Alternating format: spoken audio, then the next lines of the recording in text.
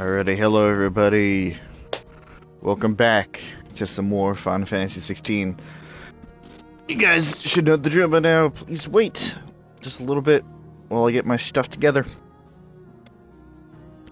And then we will get started here. It's not going to be a super long stream. Perhaps a few hours. Not as long as the normal stream is. But that's only because I have work tomorrow. So take the time that I can here.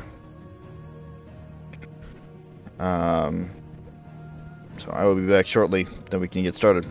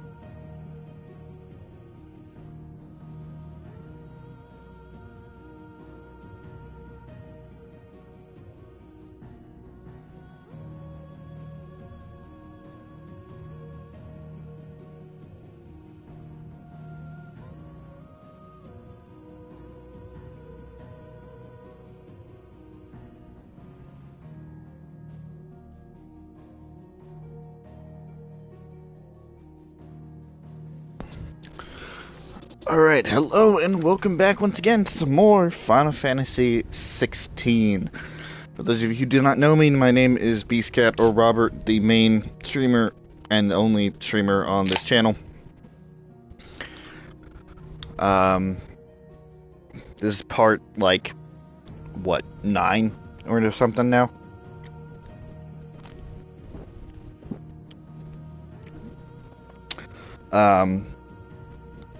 I've decided to take the opportunity and stream this today because starting this week, my Sundays are no longer going to be available. Which, depending on what time I get home, I probably could stream on Sunday, but that's a whole other issue. My orchestra rehearsal is starting up again, and we rehearse on Sundays. And I have a 2-hour drive to get up there, and a 2-hour drive to get home. Plus whatever time it takes to get food and all that jazz. So, I'm gonna take this opportunity now. I'm probably gonna be fucking tired, but hopefully not burned out. on streaming. What did we do last time? We took down Kefka, if I remember correctly. Kefka? Oh my god. I was just talking about Final Fantasy VI. Kupka. We just took it down Kupka, I believe, and ended the Reign of Titan. And I believe we are on a lull right now. We helped... What the fuck is Sid's daughter's name? Well, we helped her with her little airship project. Not airship. It's not an airship. I want it to be an airship, but it's not an airship.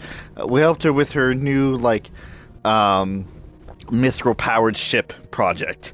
And I believe we are now going to go and visit Sid's grave to finally give the news that Kupka is dead. I believe that is how it is working. Now, because I made some slight changes, I am now aware of when the ads are going to be hitting on the channel here. They are invisible to me on the in the chat box here. So I'm thinking I'll probably just run around, do some minor side quests, and then hopefully once the ad break is over, we can get back to main things here. So that is a plan. That is the plan. And we're doing it.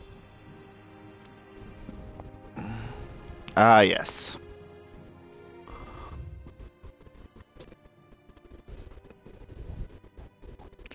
So, we got a lot going on around the world right now.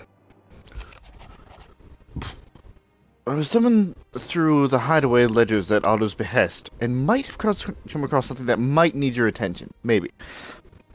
But that I mean immediately. You know where I'll be. Alright, goat. Trouble with the ledgers. Shouldn't he be asking Otto for help?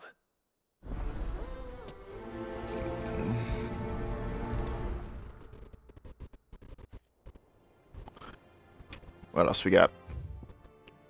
A bad feeling. Clive, something ain't right with that hound of yours. When it pleases your lordship, come pay me a visit at the toll. Karen. What could be wrong with Torgor? You seemed well enough when I last saw him.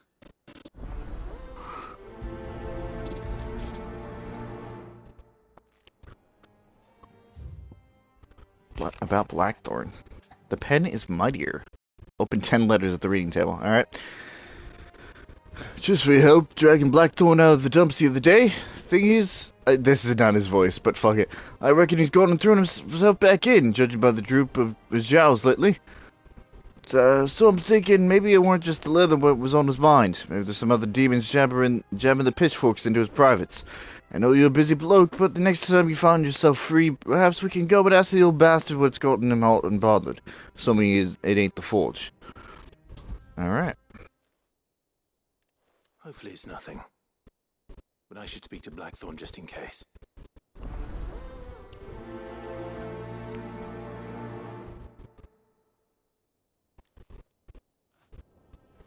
Alright.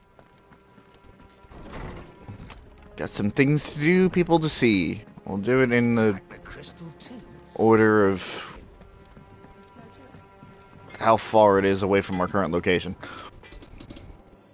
Blackthorn, do you have a moment? Not really, no. This won't take long. I just wanted to ask how you're getting on. August was worried about you, and you might still be doubting your craft, even after learning the trick of that cuirass. Is there something else weighing on your mind? Perhaps sharing your thoughts might help. That bastard's like a dog with a bone. Still, you got a keen eye, I'll give him that. He's just, well, Karen showed me something.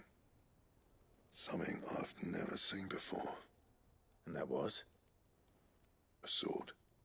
An odd-looking thing with a single-edged blade. The metal itself wasn't anything to write home about, but fuck me, the edge on it.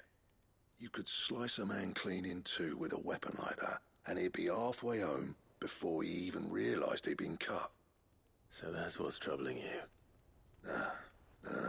They're not troubling me exactly. More distracting. Can't stop thinking, how do you get an edge that sharp? It's driving me mad. And if you knew how to do it, we could arm the curse breakers with even better blades. That's about the size of it, yeah. I'll see what I can find out. Sharper swords are always welcome. And we can't have our master blacksmith being distracted. You're a soft touch, you know that. But I can't say I'm not grateful for it. Good luck, eh? Thank you. Let's see what Karen knows about this sword. I knows about the sword right after we talked to her about Torgal.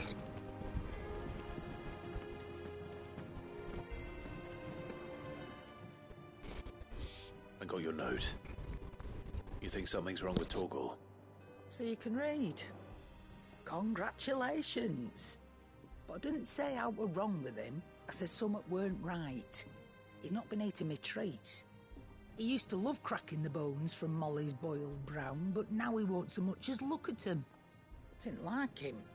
Which is why I'm of a mind that his mind's on something else. You've not been working him too hard, have you? No harder than usual.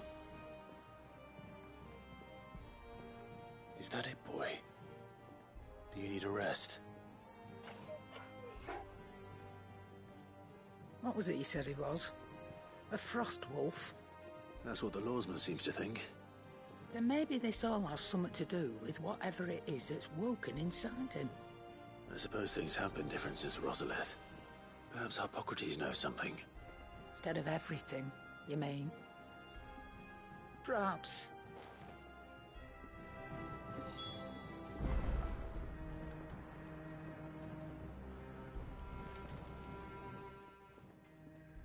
You're looking well, Karen. What do you want? Out with it. I want to know about the sword you showed Blackthorn. Single-edged and extremely sharp. Running around after him again, are you? I suppose I am, yes. But I need to help him find out how to work an edge like that. It's driving him to distraction. Little wonder, I suppose. There's not many like that make it as far as the twins, and those that do go straight into private collections. Which made it nice and easy finding a buyer. Can you tell me who bought it? Where is it now? You think I tell people who my clients are? Suppose you're not likely to go nicking him off me, are you now? Fine. If you stop mooning at me like that. Lord Ignac's the man you want. Delmechian bloke. Collects weapons and the like. And he's got more money than sense, which is why he's one of my favourite clients. Reckon he'll still be at the inn in Dalamil, where I left him. Thank you, Karen. Oh, and he's a touch eccentric, if you take my meaning. I appreciate the warning.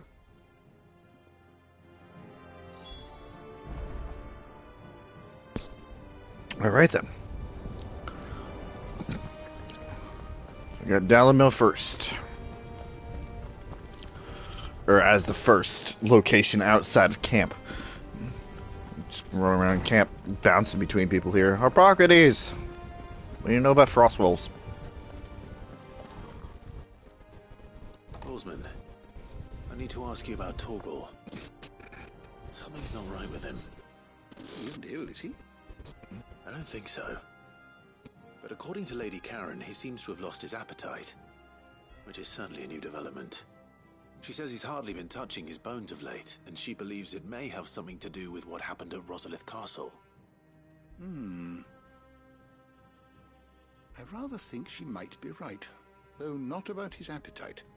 All canids are instinctively inclined to crack open bones for the rich marrow that resides within, and I see no reason why a frost wolf should be any different. Accordingly, I suspect it is not a lack of appetite that afflicts Torgal, but a surfeit of it. If we assume that his newfound magics require additional nourishment to sustain, it may well be that the bones Lady Karen is accustomed to providing are no longer sufficient. Frost wolves, after all, habitually prey upon far larger animals, whose bones may yield altogether different nutrients. As to where one might find a suitable substitute, some antelopes that graze the meadows of eastern Rosaria have been known to grow to a size more than double that of their lesser cousins. I don't recall ever seeing any that large. And little wonder. The oldest and largest such creatures rarely leave the safety of the highlands for fear of predators. The last elder antelope sighting I recall hearing about took place near Cressida, and that was long before the village was abandoned. Even so, it seems like a good place to start. Good hunting, Clive.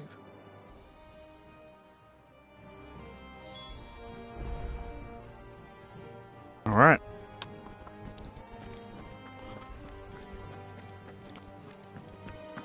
So we got Rosalith. We got Dalamil. What are we gonna get with gold?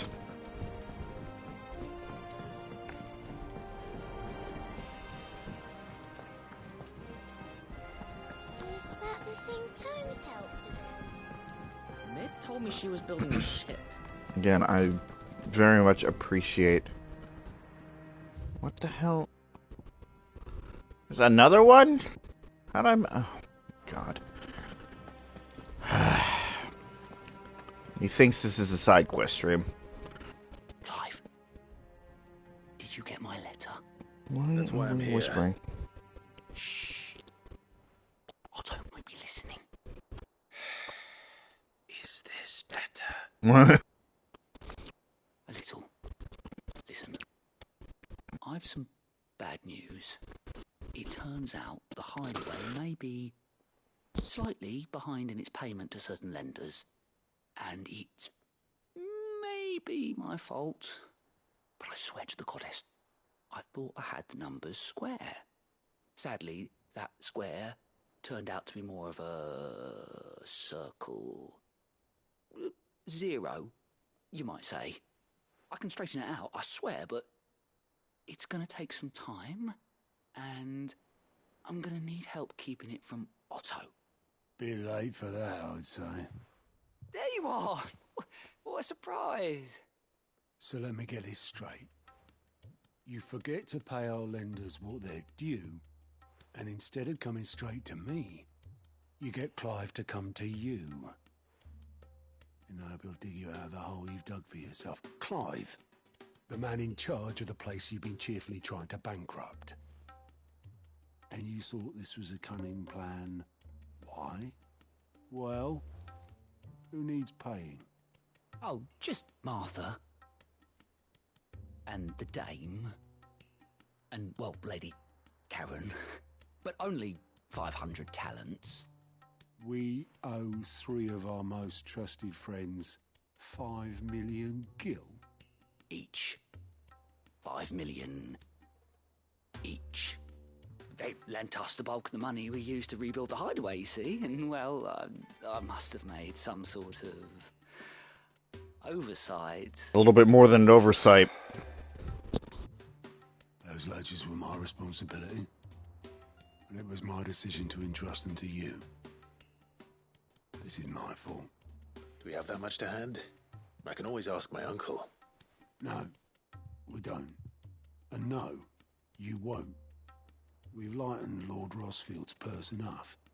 After the king's ransom we had off him, he deserves better than to see our begging bowl. Besides, we'll need to learn to stand on our own if we're going to make this work. All right. But that doesn't mean you have to shoulder the burden yourself. Is there anything I can do to help? There might be. How'd you fancy taking these to Martha and the dame? Rocks. Rocks, he says. Worth 1,000 talents apiece, these are. A little something Sid and I set aside for when times got lean.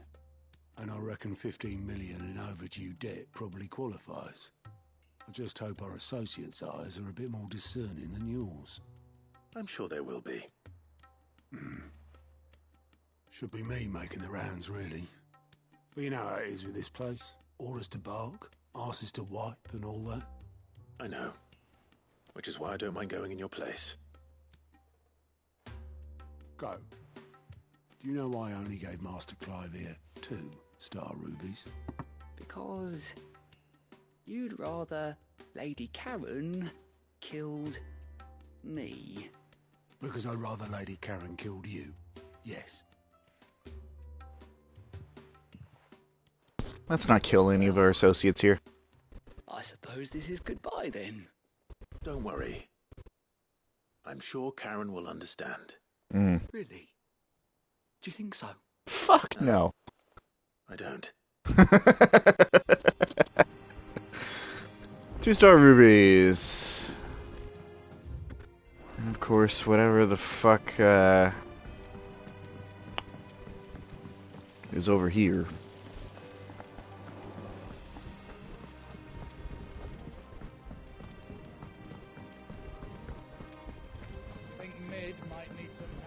Mid, that's her name. Away from this fucking Well, that's it then. game for too long. Here, Sid. Reckon you might be just the man to help me out of a bit of bother. Why not? I've been helping everybody else out of bother. Let's hear it. Well, it's about this alembic the chief's got me making. Lovely bit of kit it is. Bung in a solution you want splitting, and it will separate it out, just like that. Problem is, it won't always get rid of all the impurities. And with some of the stuff we need it for, that ain't good enough. Which is why I've been looking for something to filter the liquid we'll be cooking off. And that's where I was hoping you could help me out. Sure, why not? I imagine Well, tonight just could knock get it some use all out of this out at element once. too. Distilling medicines and the like. All right. Why not? Proper job! So what exactly do you need for this filter? Nothing but bomb ash'll do, says the chief. Gave me a sample she'd obtained from the university stores. Couldn't believe my eyes. You pour the blackest blight water through it, and it comes out clear as a mountain stream. So, I did a bit of reading about where I might be able to get hold of some. And do you know what I found out? It's only the blimmin' bones of a bomb king. They leave them behind when they die, see? I take it that's where I come in. If you wouldn't mind. I saw a billet on the hunt board for one just the other day. Would have gone myself, but, well, fighting dirty great balls of flame isn't exactly my forte. You, on the other hand... All right. I'll see what I can do. Thank you kindly. And a good hunting, eh? Alright.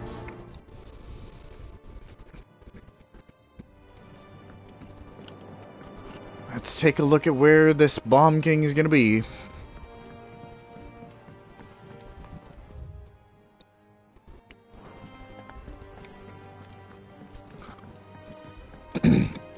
Gotta clear this hunt board one way or another.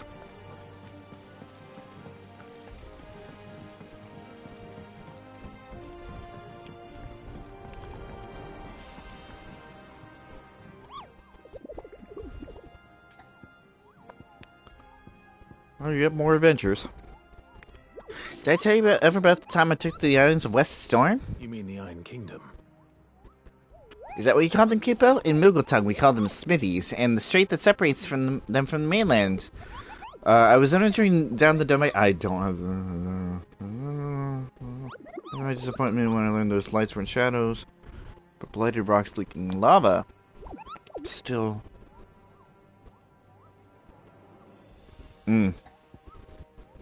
Yeah, no, I don't have the ability to read that fast right now. How about bombs? Are you on the hunt for a Bomb King, Kupo? If so, I have a billet that might interest you. Bomb King! A Gristbreaker aiming for the Imperial Chase took a wrong turn into a nearby wood within which she discovered the ruins of a fallen airship, and within them a beast akin to a great ball of fire that chased her screaming from the grove. The soldier later identified the creature in the Almanac of Echoes, but was firm in her insistence that the bomb that she saw was nearly 10 times the size of the one depicted therein. Whew. The Croc in Sinbrek. I'm gonna do that first.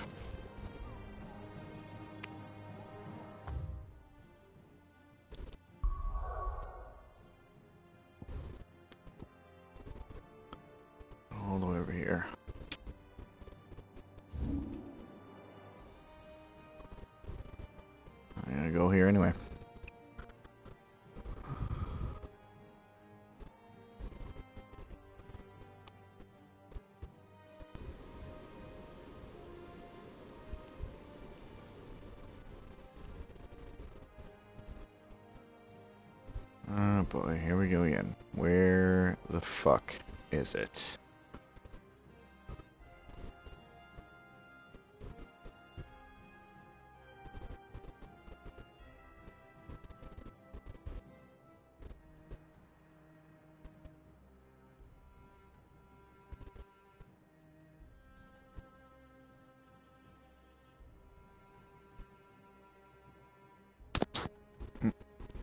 Bump the mic, sorry. Where? Okay. Where's the folk? Is the croc?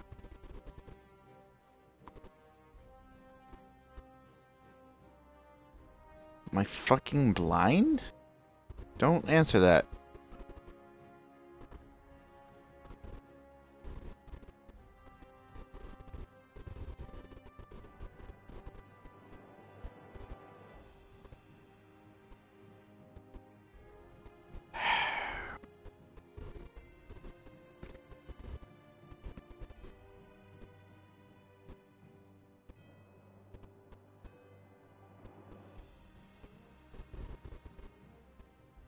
What is wrong with me?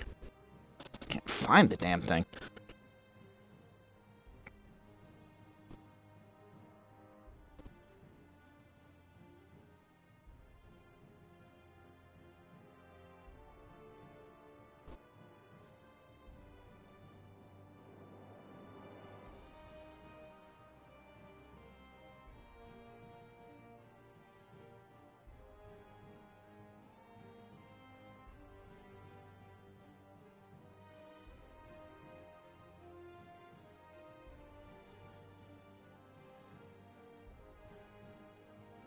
Because it's in the one location, which is accessible, that I have not been to yet. That makes sense.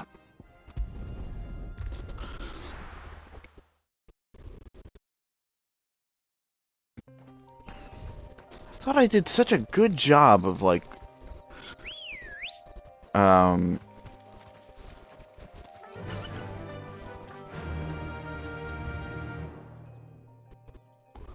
thought I did a good job of, like, clearing the map here.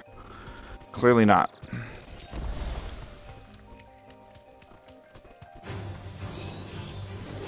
I have no interest in fighting level 15 dragonlings.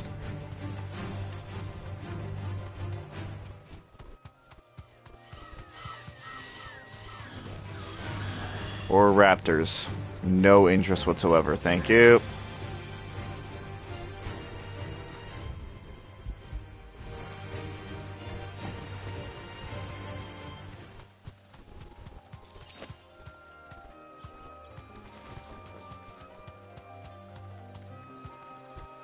Thanks, girl.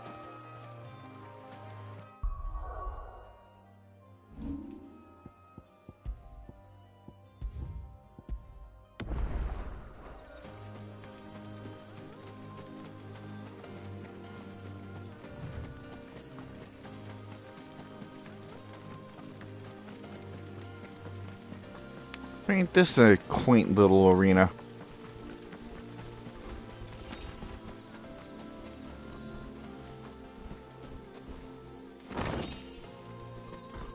Black blood. Trade that in.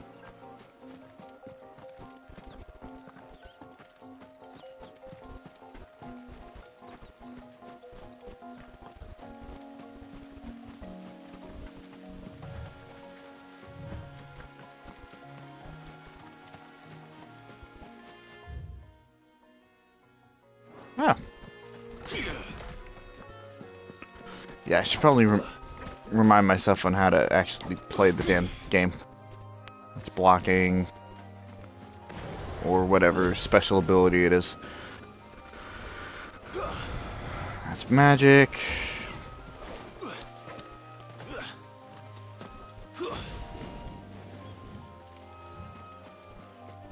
Been away for too long.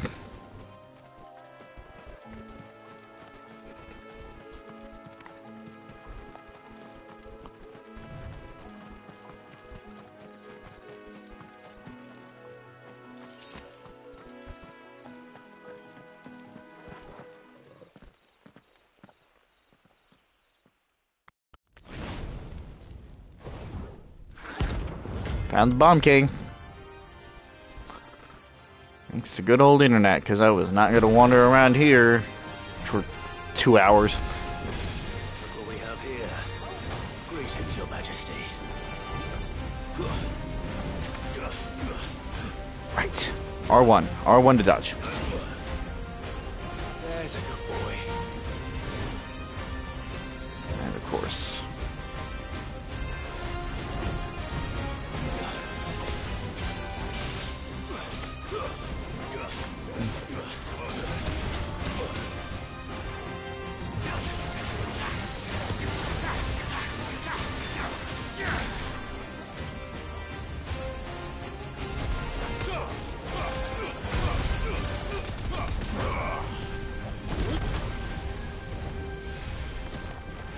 Right.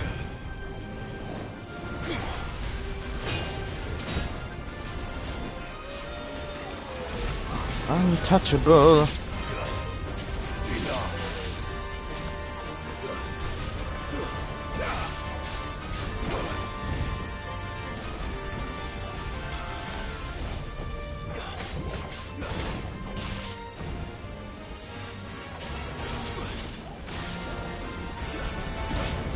Out.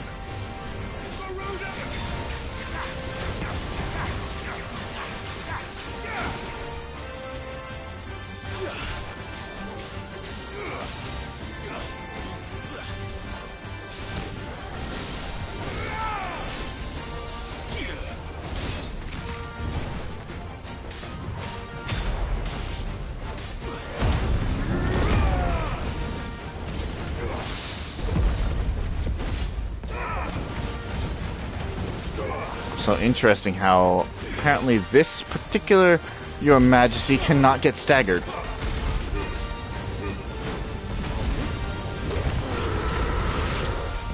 Yeah. Fuck your add-ons.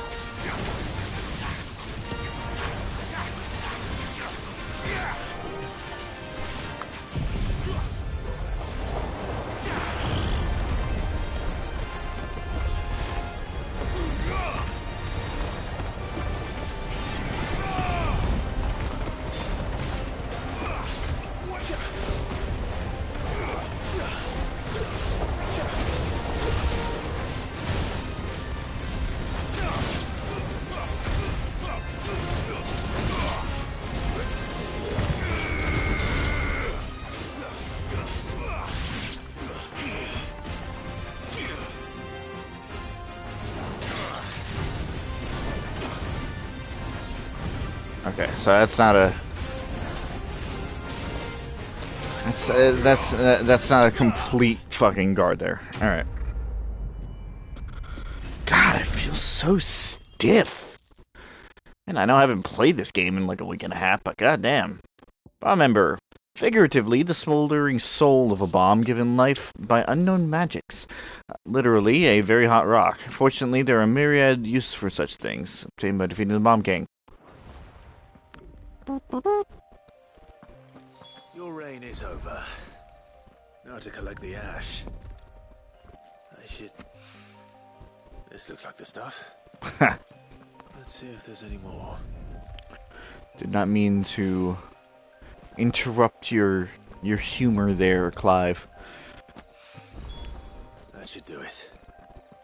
If a wine needs more than this, he can fetch it himself. Amen to that.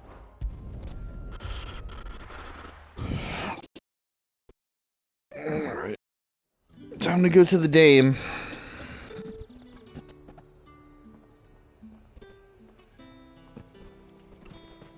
There's talk that the glass gate.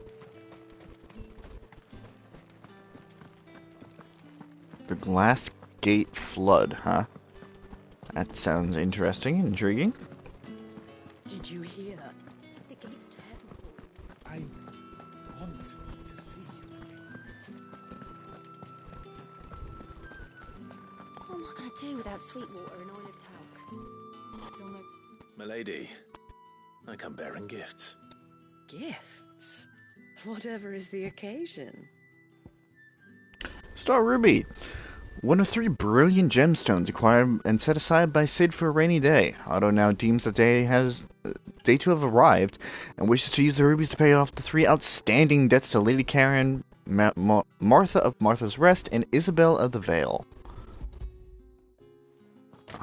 My ability to speak has gone down drastically. Not that it was high to begin with. Clive, you really have outdone yourself. Otto asked me to give it to you. To settle the hideaway's debt with the Vale. And to compensate you for the time it took us to do so.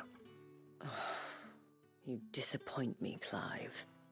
I thought you might finally be warming to me. Tell Otto he can keep his baubles.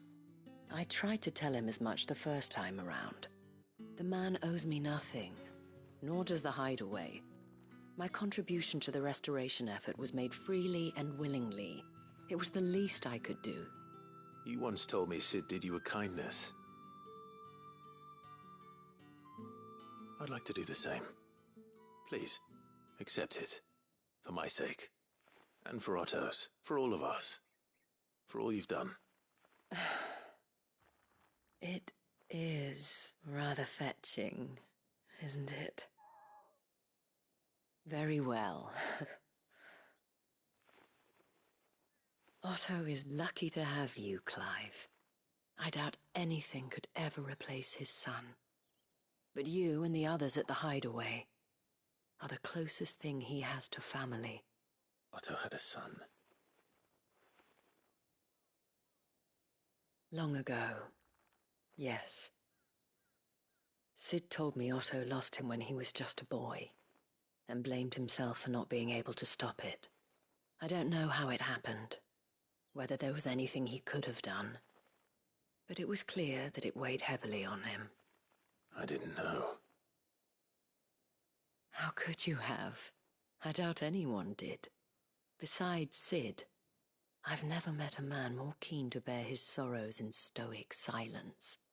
An ill habit, given that both have always been surrounded by friends desperate to help them. I'm beginning to see that.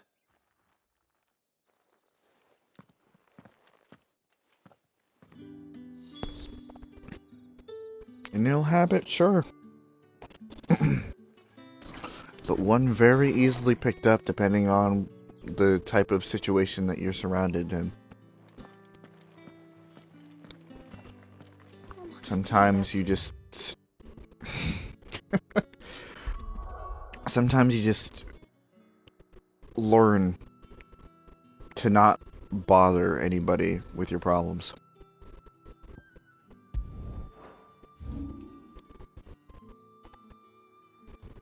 For better or for worse. Sometimes it just gets into your head that nobody will care and nobody can help. There are a lot of reasons for stoic silence.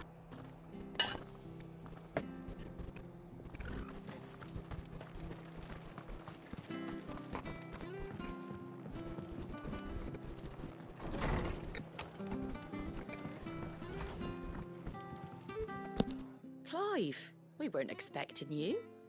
I wasn't expecting to be here, but it seems we still owe you a considerable amount of coin for your help with our rebuilding efforts. And though I doubt it's what you were expecting, we were hoping you'd take this as payment.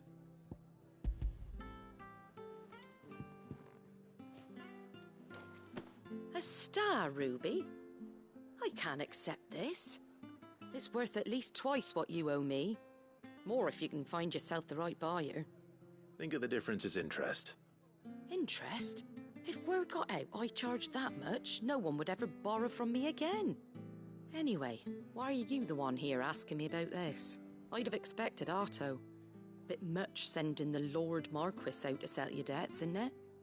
The old goat working himself to death again? Something like that. Most days I think he's the only reason the hideaway's still standing.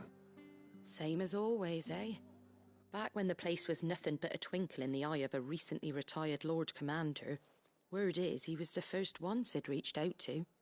Probably knew that without his strong arm and level head, the idea would never get off the ground. Sid may have been the face of the hideaway, but Otto's always been the backbone. And when Sid passed away, we were all worried that would be the end of it. That Otto would just give up. His death was hard on everyone. But it must have hit Otto hardest of all. But he didn't give up, did he? Quite the opposite, in fact. If I recall, he was the one who nominated you as Sid's replacement, and rallied the rest around you. I reckon what he saw in Sid, he saw in you too. And don't we all? Doesn't hurt that you're half as stubborn and twice as handsome, neither. That, and now, keep good company. Okay. I suppose I do. Listen, don't insult Sid like that. Sid is chef's kiss, alright? Another stones were delivered. If he's still with us. Sid doesn't deserve that. Sid is fucking chef's kiss.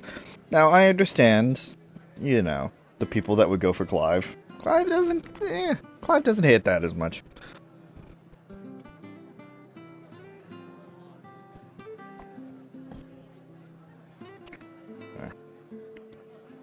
Just taking care of something real quick. As always. Always something else to be taken care of.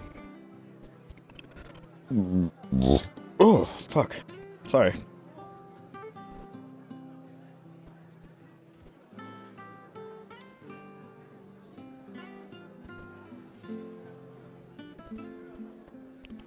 Time do you expire? 28th. Okay, I still got time. Still got time.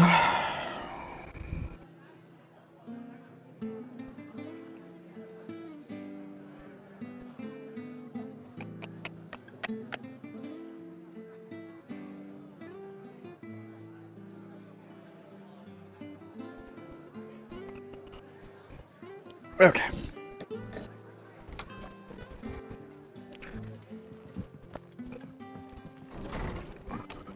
Hunting we will go, a hunting we will go. Hi-ho the dairy-o, we're gonna kill some antelope.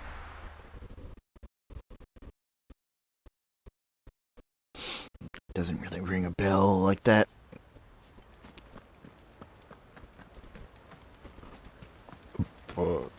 Excuse me.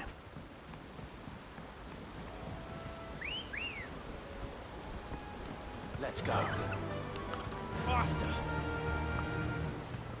Alright, Torgal, this one's for you. This one's for you, my good boy. Get all the bones that you desire. And then maybe a little more.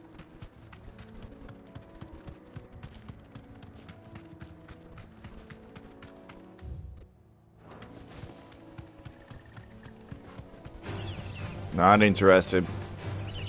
You will actually do nothing for me, thank you very much. Shut up.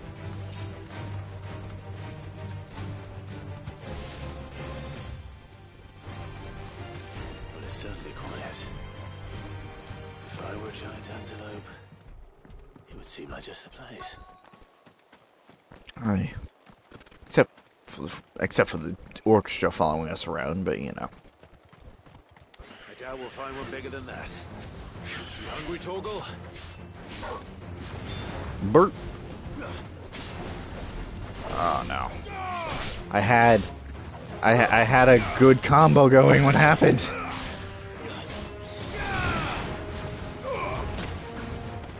Ow.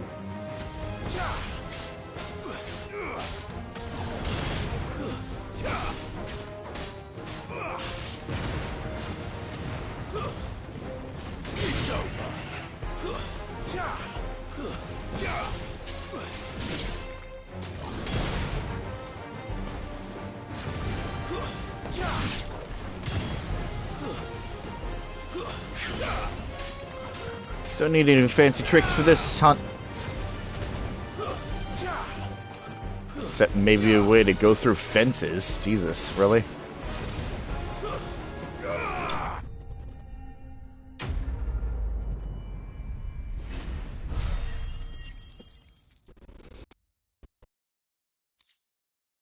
Bloody-eyed. 20 of them! Jesus. What was it, 4 apiece? They can only kill 5 antelope. Will it be enough, I wonder?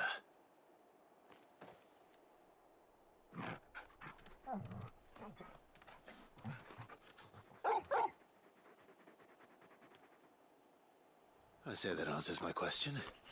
Which means we owe the lawsman our thanks. You're just a big puppy, aren't you? A very big puppy.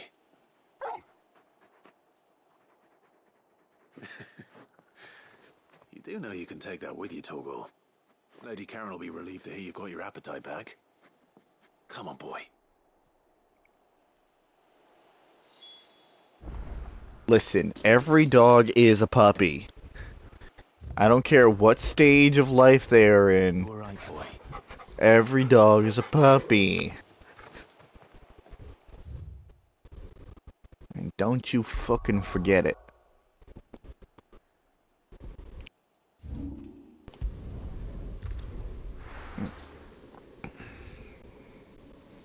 And now the weapons collector. Eccentric, huh? An eccentric weapons collector. Take notice of wealthy men. Shouldn't be too hard to track down Karen's collector. The same drape's fang is gone. Back again, are you? Any more trouble and you'll be barred for life, however deep your friend's pockets might be. Fine. For sure. Yeah, it could have just been a tremor. Listen, I've got this theory. Mm-hmm. The fallen, I don't think they all fell. Some of them are still living among us. You could be one of them. I could be one of them.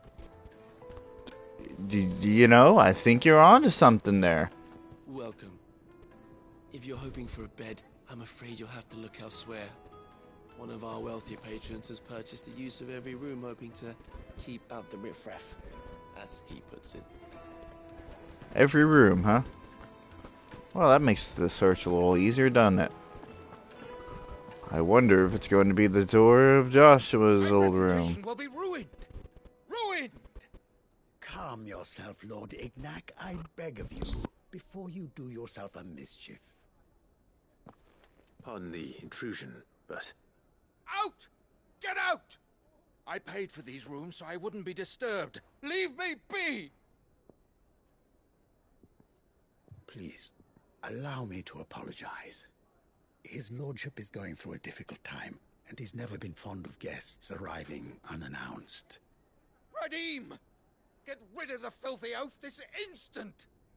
Very good, Lord Ignac. Would you mind stepping outside for a moment?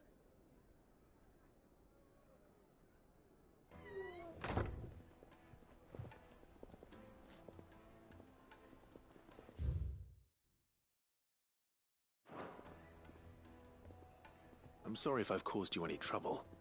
That? No. That's just how his lordship is. Though the morning's events have left him somewhat fractious. He has been dispossessed of his luggage, you see. The thieves also made away with a considerable amount of coin. Coin the innkeeper will soon be keen to collect. I don't suppose a certain blade was among the stolen items. A single-edged sword. It was purchased from a merchant friend of mine. Ah, you know Lady Karen. Yes, I'm afraid it was. Then I'll retrieve Lord Ignac's luggage. But I have one condition. You have but to state it. You are welcome to anything that is within my power to grant. I want an audience with Lord Ignac. A few minutes should be enough. Then I'll be on my way. A condition I would be a fool to refuse.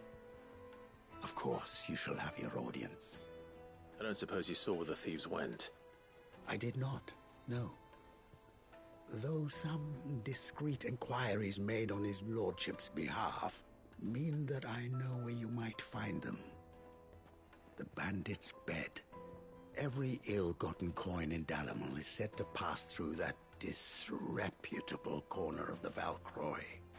And that's where I'm heading. I shall speak to Lord Ignac in your absence, and arrange for an audience upon your triumphant return. That will be very kind of you. Farewell, and best of luck.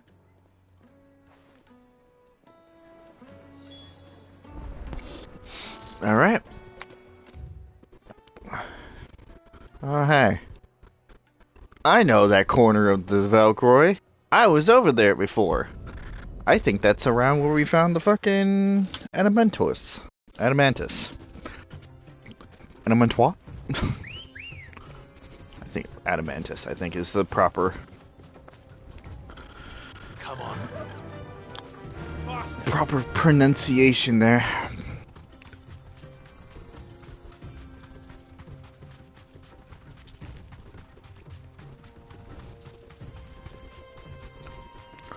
There's a man and his pup and his chocobo riding across the desert.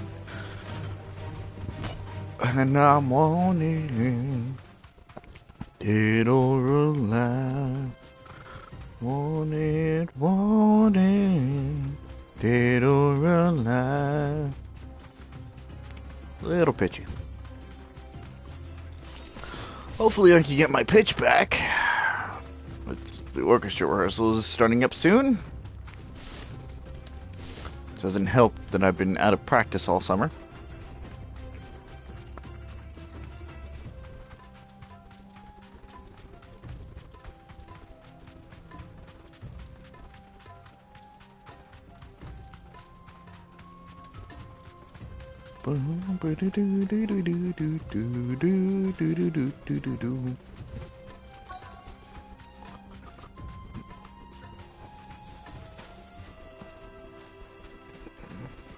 Thanks, Ambrosia.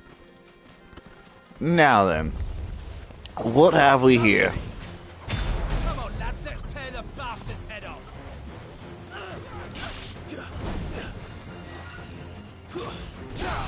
I don't know what sort of magic you're trying to pull here.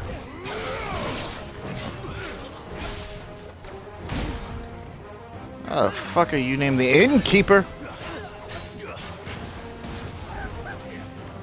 Alright, who's the magical fuck? Who's the magic fuck? Who's casting the spells?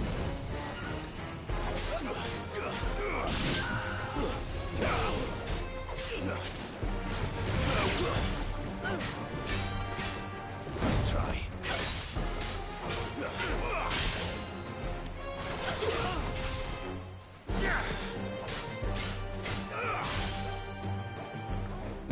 How about this?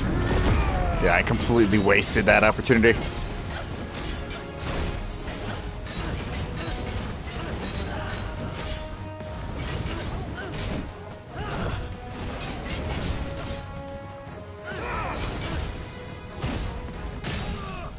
Yeah. Sloppy.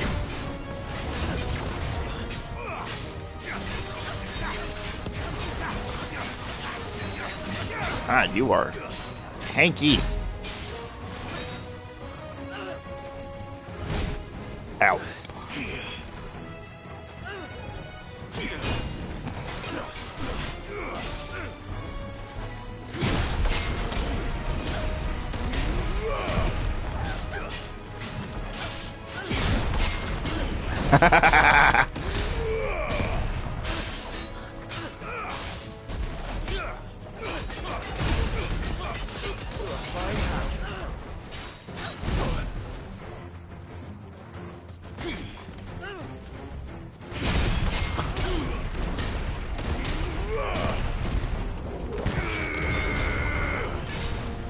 It's over.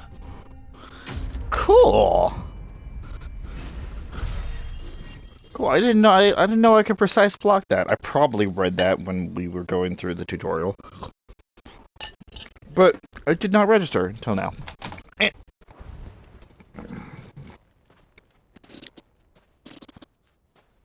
This must be Ignac's luggage. Nothing seems to be damaged. All right. Let's get it back to Dalamil. All of it?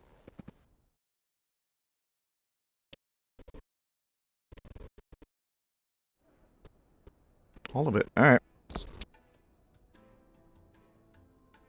I hear I have you to thank for the return of my effects. What shall I call you, my good man? Wyvern. Glad to make your acquaintance.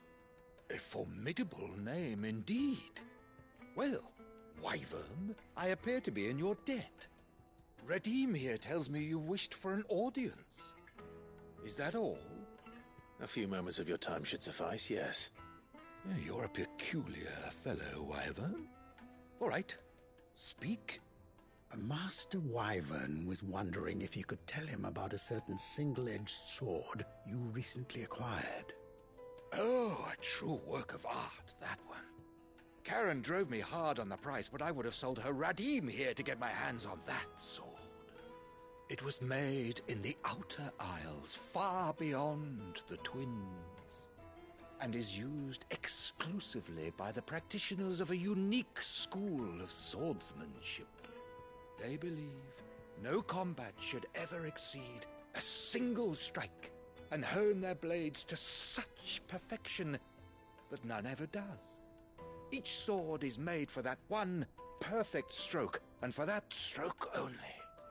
They crack upon a second blow. There's a brutal sort of beauty to it, really. But how do they hone such an edge? Fine question. Why, they use a whetstone, of course. Whetstones, rather. A whole array of them, ranging from the coarse to the fine. 10,000 licks with the sharpening stone, then 10,000 more. But it is the final stone which lends the blade its legendary sharpness.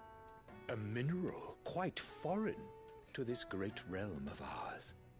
And that is the key. The secret ingredient. Wyvern, it occurs to me that my little lecture is hardly equal to services rendered. Take this, together with my regards. The very stone of which I spoke, far rarer among collectors than even the blade itself, and a far more fitting payment. Thank you. Pardon the intrusion, my lordship. However, it is long past time we prepared ourselves to depart. So it is. I am locked in bitter competition with a rival collector of curiosities. I am one step ahead of the unscrupulous scoundrel, but he is hard at my heels. Are there many other collectors out there? Too many to count, but only one do I consider my nemesis. Lord Byron Rosfield. And is a perennial thorn in my side. I can imagine. Farewell, Wyvern. May our paths cross again. Radim, we mustn't dawdle.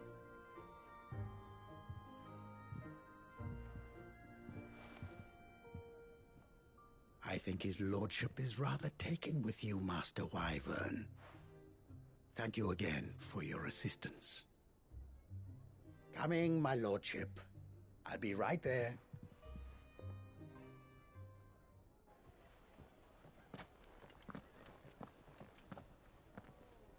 Trust Uncle Byron to find such an interesting rival. Now, let's see what Blackthorn makes of this whetstone, shall we? Good that. It all ties together.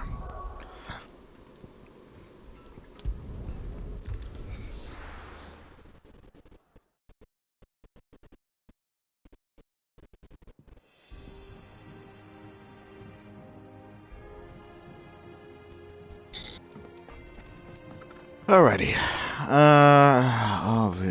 Obviously we'll do that last.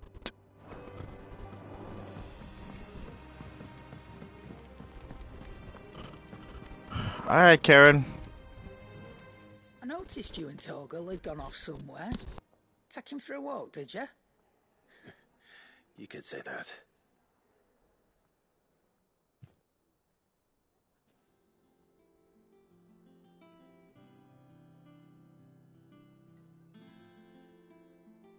So, Molly's leftovers weren't good enough, eh? That'll teach me for treating you like you're still a pup. All right, no need to shout. Now we know what you're after, I can see about getting some in. Speaking of which, I brought one for later. Can I leave it with you?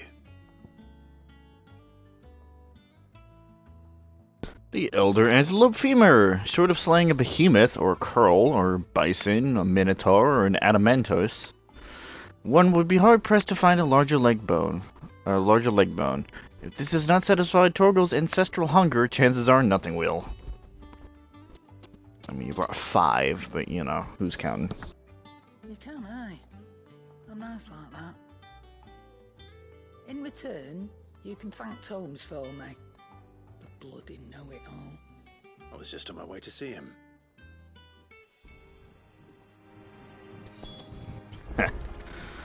Alright. Oh, Blackthorn. I got something for you. Sorry for the wait. But hopefully you'll agree it was worth it. You learned something about that sword then? I did better than that. Sundered whetstone, a slab of rock quarried on the southern continent. Its unparalleled hardness makes it perfect for sharpening blades forged from all manner of metal, from bronze to adamantite.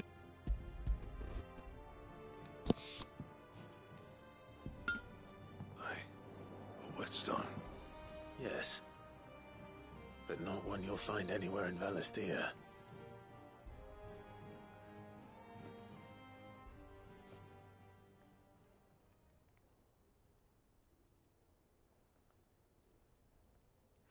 No wonder I couldn't get the same finish on the grinding wheel. One hit and all done, eh? Might not be so bad if all you ever fought were duels. Good luck on the battlefield. Your second opponent would be your last, no matter how good you were. Even so, is there some way it could be used to give the curse breakers an edge? I think so, yeah. With this whetstone and the right kind of steel, I could probably even make a twin of the blade that rattled me. But there'd be no replacing this little rock once I worn it down to a sliver. I reckon we get a dozen swords from it, if that. Swords that the curse breakers wouldn't know how to wield properly, and that would see them through a single fire piece. Nah, no point trying to copy that thing. Be about as much use as a wax anvil. But finishing our blades with a whetstone this fine, now that's something to consider. And what's finer than fallen masonry, eh? Or more hard-wearing, for that matter. Just imagine it. Good Valisthean steel with an edge as sharp as any found in the Outer Isles. I won't make a copy, nah. I'll make something much better. I'm sure the curse breakers will be delighted. Just don't push yourself too hard. Don't you worry about me, sunshine.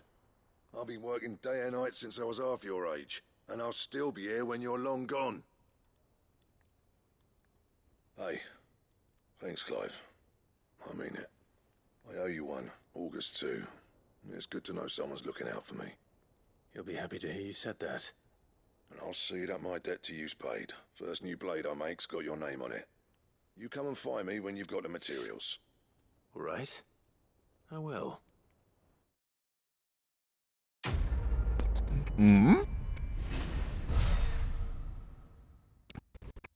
First of all, we gotta level up.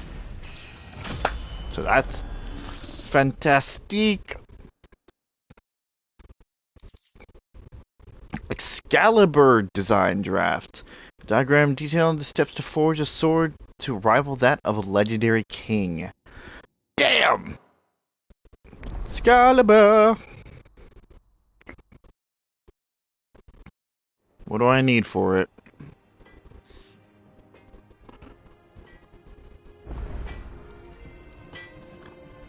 Back, are ya? Aye. So, what'll it be?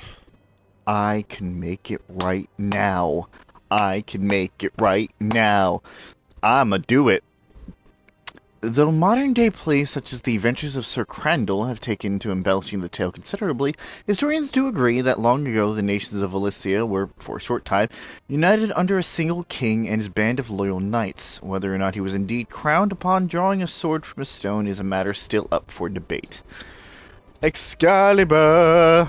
No scratches, right? Damn straight.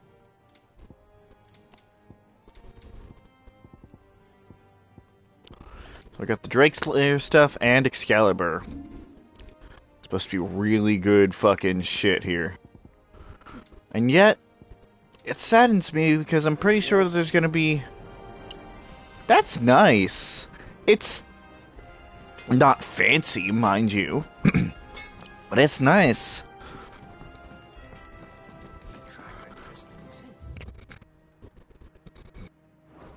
What was I saying?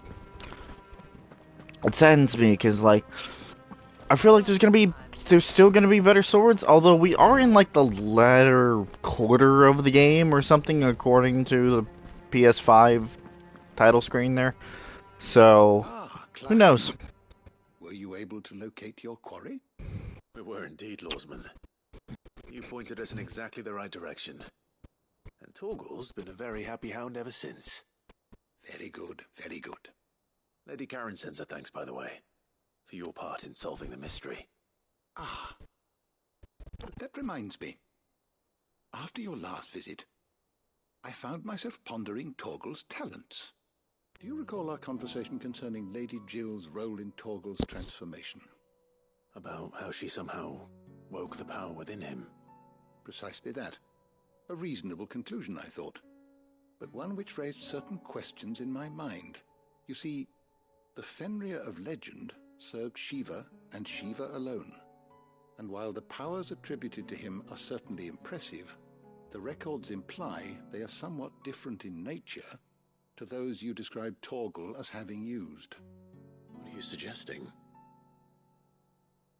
That Torgal may be the beneficiary of more than one icon's power. Consider that in addition to Lady Jill, he has served as a loyal companion to you, your brother, and even the late Cid. In short, the icons hitherto near at hand, or should I say at paw, have been diverse and plenty, and that number has only grown as the realm's dominance have fallen to your sword. One can but speculate as to how all of this has affected Torgal. He has seemed more fierce of late. And if I am not mistaken, he will grow fiercer still. We are fortunate indeed to be able to count him amongst our allies and not our adversaries. Oh, he's more than an ally. He's a friend.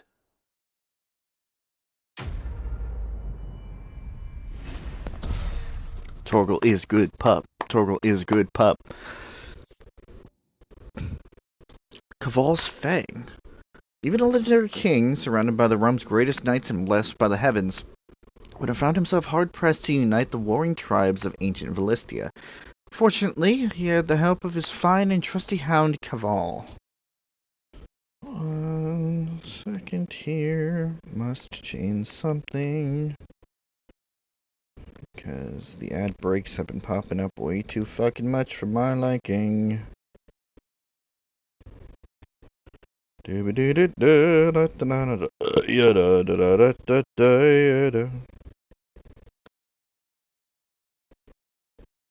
Every hour, 30-second ad.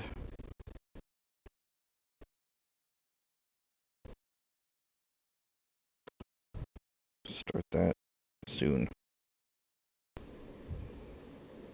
Yeah, that's fine. I'm not getting any money from this anyway.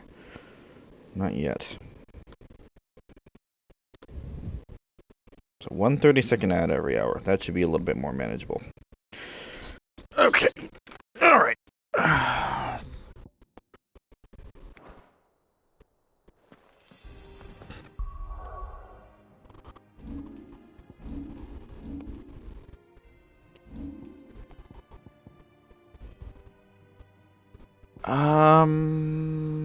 Fuck.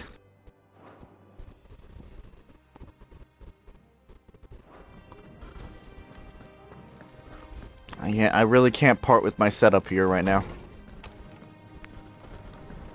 So we'll keep that in mind.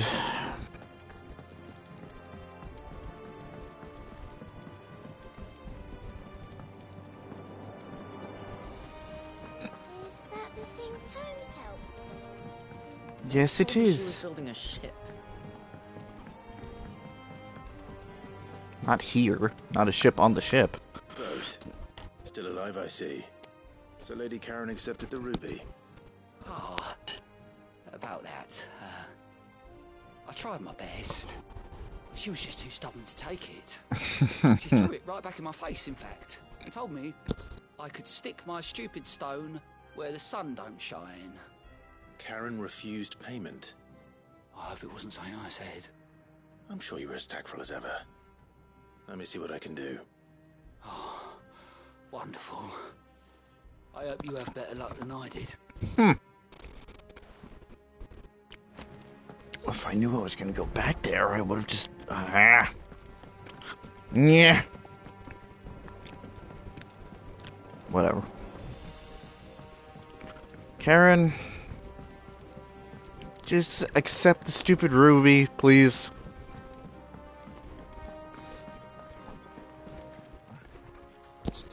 Lady Karen, Goad tells me you weren't happy with our offer. Would you prefer the debt was repaid in coin? What debt? I don't recall lending any of you lot me hard-earned gil. I may have tossed a talent or two in the Hideaway's coffers, but those were donations, and you can hardly call it charity if you go asking for it back. Of course not. But one good turn deserves another, and our circumstances have changed. Surely you wouldn't shun the gratitude of a pauper who happened to have become a prince. Oh, so you're a prince now, are you? Fine. But I'm selling it and taking what I'm owed, then you're getting the rest whether you like it or not.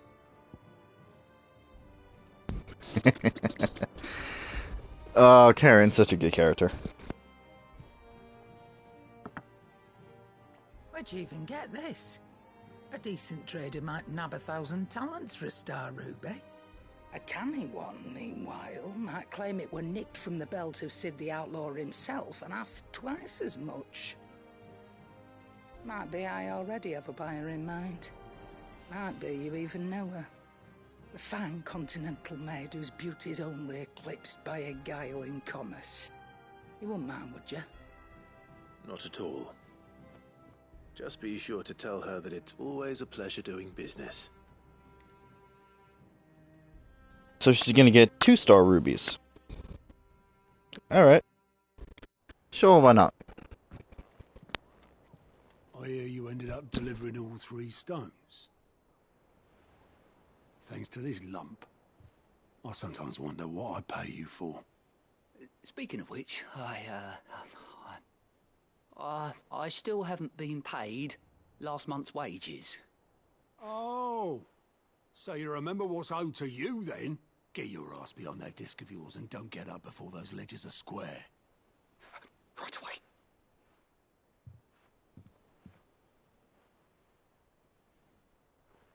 I've seen that before. Yeah, yeah. Plenty of times. It was the only goblet Sid ever used.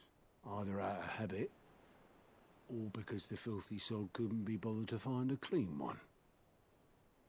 I knew so little about him. Like most people.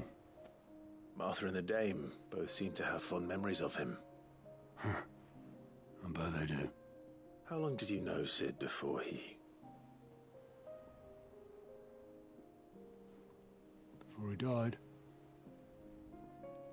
20 summers, give or take. Back in the day, I was a purser on a trade ship, which is where I met him. He bought passage to... I forget where. And having nothing better to do on the long nights, we set up drinking island rum till the morning bell dragged me back to my duties. Quit my post not long after that. On account of making a fine maiden's belly fat. But me and Sid stayed close, promising we'd one day sail the seas again. That was before fate stepped in and said she was having none of it. The magic woke inside my son soon after his first name day, and there was no hiding his knack. Couldn't you and your family have... My family were the ones who summoned the constable, wanted the monster taken away. I couldn't turn my back on him, forget what I felt, and I couldn't for the life of me understand how they could. Luckily, Sid was of the same mind as me. It was him who stood beside me when, All I wanted was to tear the whole world down. Him who cried for me when I had no tears left of my own. Him who swore he'd do everything he could to stop it from happening again. And he was true to his word, too. Left the Royal Army once and for all. His ranks, his ribbons, gone. Just like that. Threw away everything he had. All to right a wrong that no one else had the courage to face. I knew then I'd follow that man to the ends of the earth.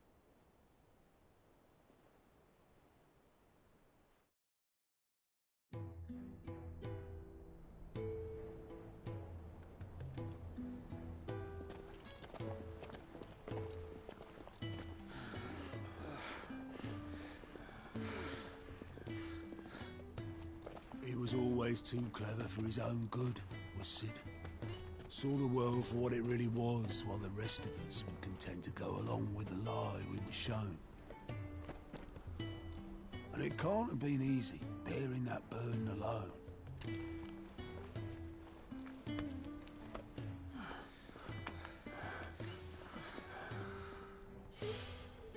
But he didn't let it stop him. He never lost faith in what he believed was right. And that gave us faith in him. Faith he'd steer us true. So I swore to myself.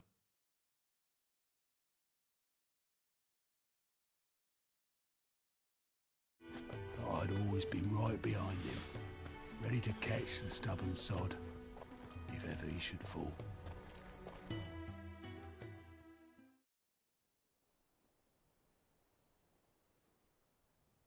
But I couldn't even do that.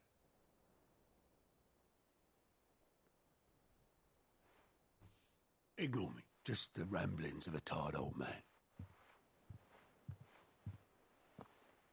Leave that lot. I'll tidy it up in a bit.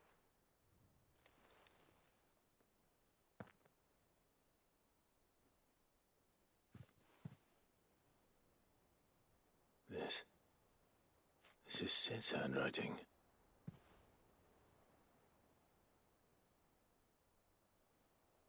Dear Otto. I may be drunk, but I wanted you to know this place would be fucked without you. Love you, you grumpy old sod.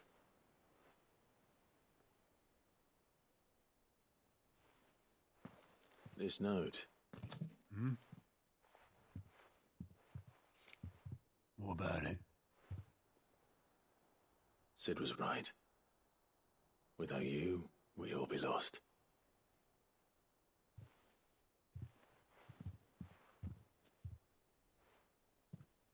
He should have bloody well said so then. Just once. Before he went. But then, why would he? Him, or anyone? I'd only have told him to piss off.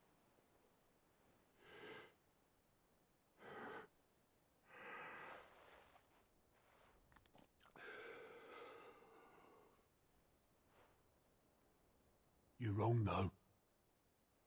Both of you. It was never just me keeping the hideaway afloat. It was all of us. I just shoved people in the right direction. I barely seem to be able to do that anymore.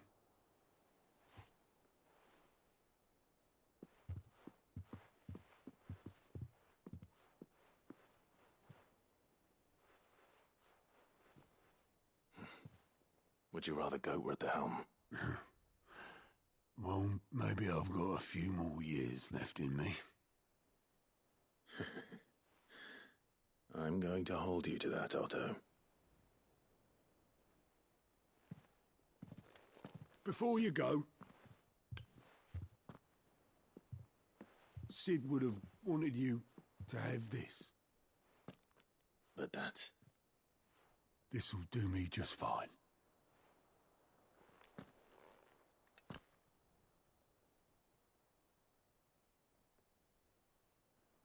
Thanks for the ray of sunshine. I'll see if I can't pay you back. Already have.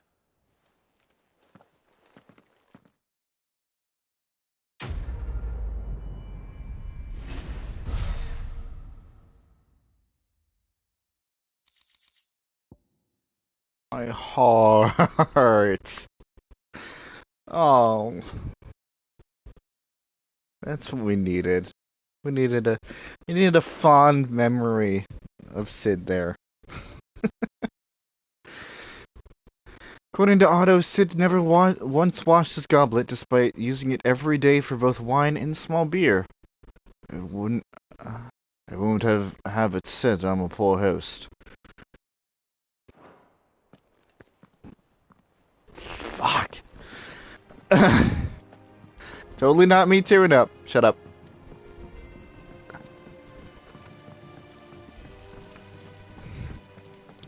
Got more shit to do.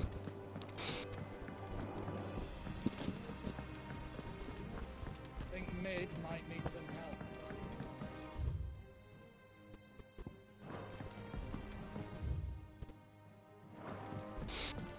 help. All right there, Sid? How's that hunt for the bomb ash going? I have it here. It's hypothesized that during the bomb's inclination to what the fuck? It is hypothesized that the bomb's inclination to self-destruct during violent encounters is a form of collective preservation, akin to how a honeybee will sting a threat to the hive at the cost of its own life.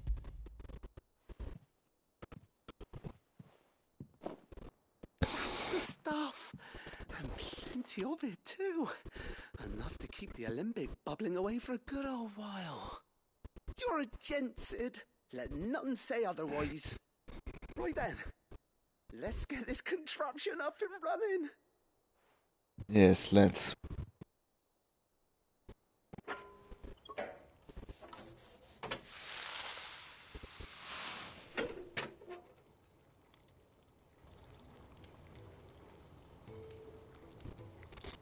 There we have it. The Telemon Alembic. And it works just like the chief said it would. Simple design. Impressive. Says the man who cut down a burning boulder. Speaking of which, I still haven't returned the favor. There's no need. The good it will do for the hideaway is reward enough. Don't be silly. Why don't you let me take a look at that bag of yours? The one you keep your potions in. Reckon I could work some magic on that. What kind of magic? More inventory space? We happen to have isolated a substance in our test run of the alembic that I reckon will make even the toughest leather supple as anything. Thought we might use it to breathe new life into old boots and the like. Save the hideaway a few gil. Ah, I reckon if we slap a bit on your bag, it'll loosen it up enough for you to squeeze in a bottle or two more. Well, it can't hurt to try, I suppose. That's the spirit. Leave it with me. I'll only be a mo.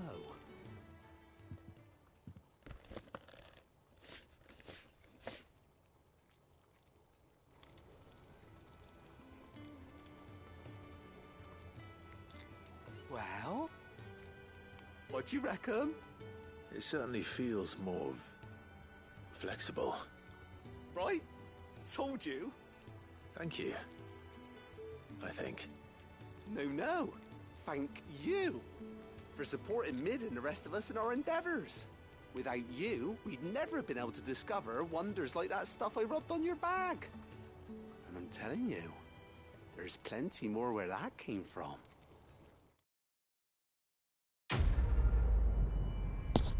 More inventory. And with the amount of damage that I've been taking recently.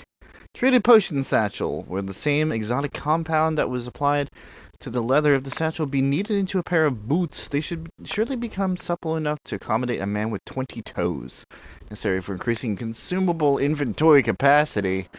Yes, please. How much more are we talking?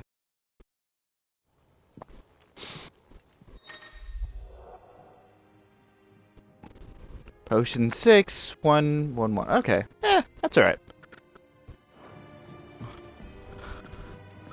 That is fine. Combine that with the increased healing potency that we got from one of the other quests early on, and should be alright for a while. But I will take every potion slot that I can get.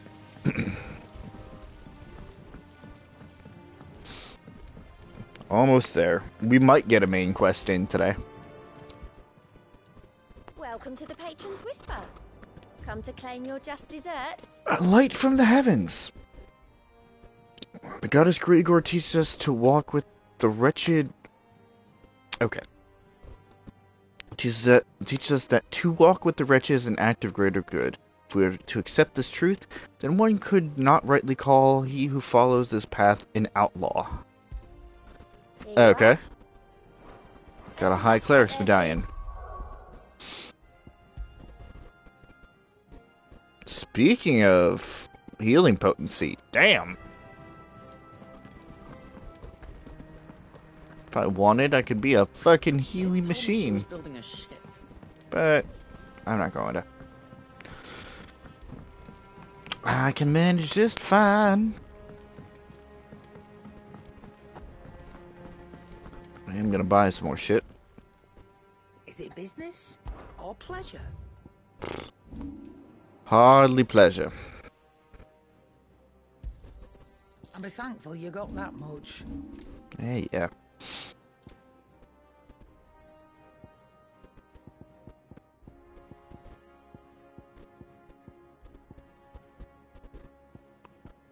It'd be nice if this shit was organized.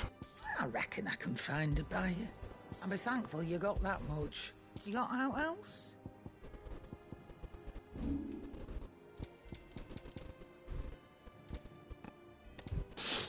Could start buying some of these fucking orchestration scrolls, but I'm not going to. Not yet. It'd better all be here. You'll not find a better price than that. You're rubbing me blind, you know. Am I? Finished, are you? You cracked the crystal too?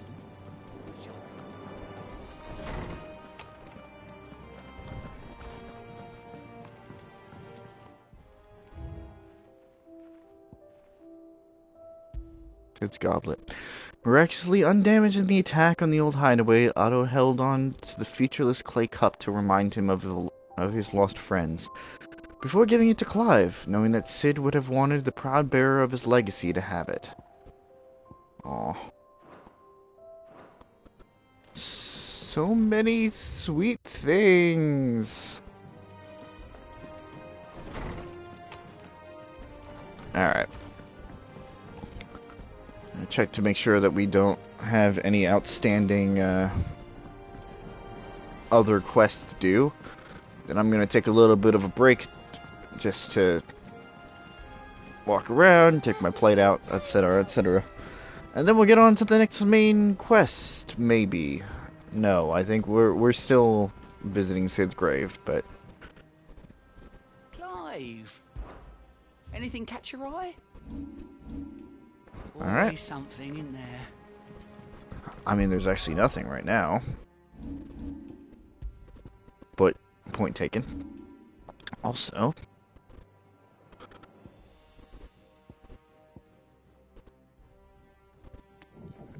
I'm gonna grab that. Although, again, I'm gonna have to fully upgrade it in order to get it on something else. It's fine, though.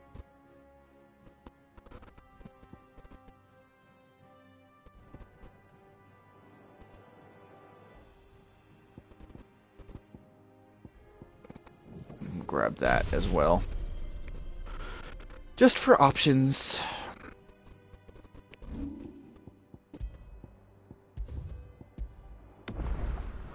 Alright.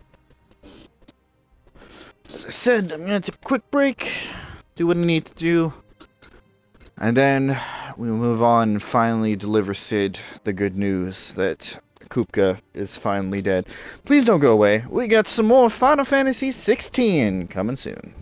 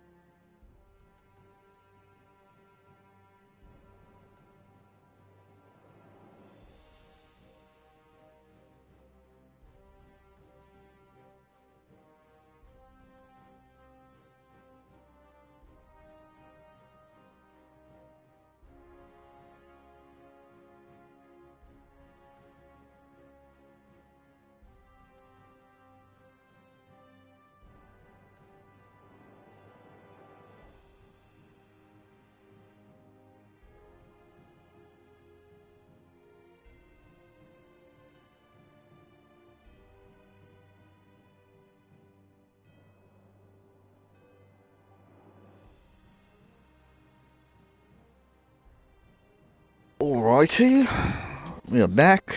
We've gotten all of the side quests out of the way, although they have not been disappointing. I will give that. And we are ready to deliver Sid the news that Kupka is dead. I want to say Kefka every time the K sound in my mouth forms. It's actually a K for both. So every time the K forms in my mouth, I want to say Kefka. Alright, Clive. Asterix. Mid finished sending half the hideaway traipsing across the twins, has she? I swear, that girl'd do anything to put off visiting her old dad's grave. No excuses now, though, eh? Not quite. She said there was one final thing she had to take care of. I'm sure she'll be finished soon enough. She said that? In those words? She did, yes. Clive? Were you born yesterday or something? There is no thing. She'll probably be halfway to Canva by now. Mid. I might still be able to catch her.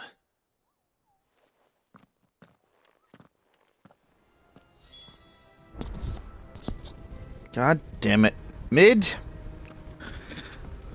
Mid told me she was building a ship.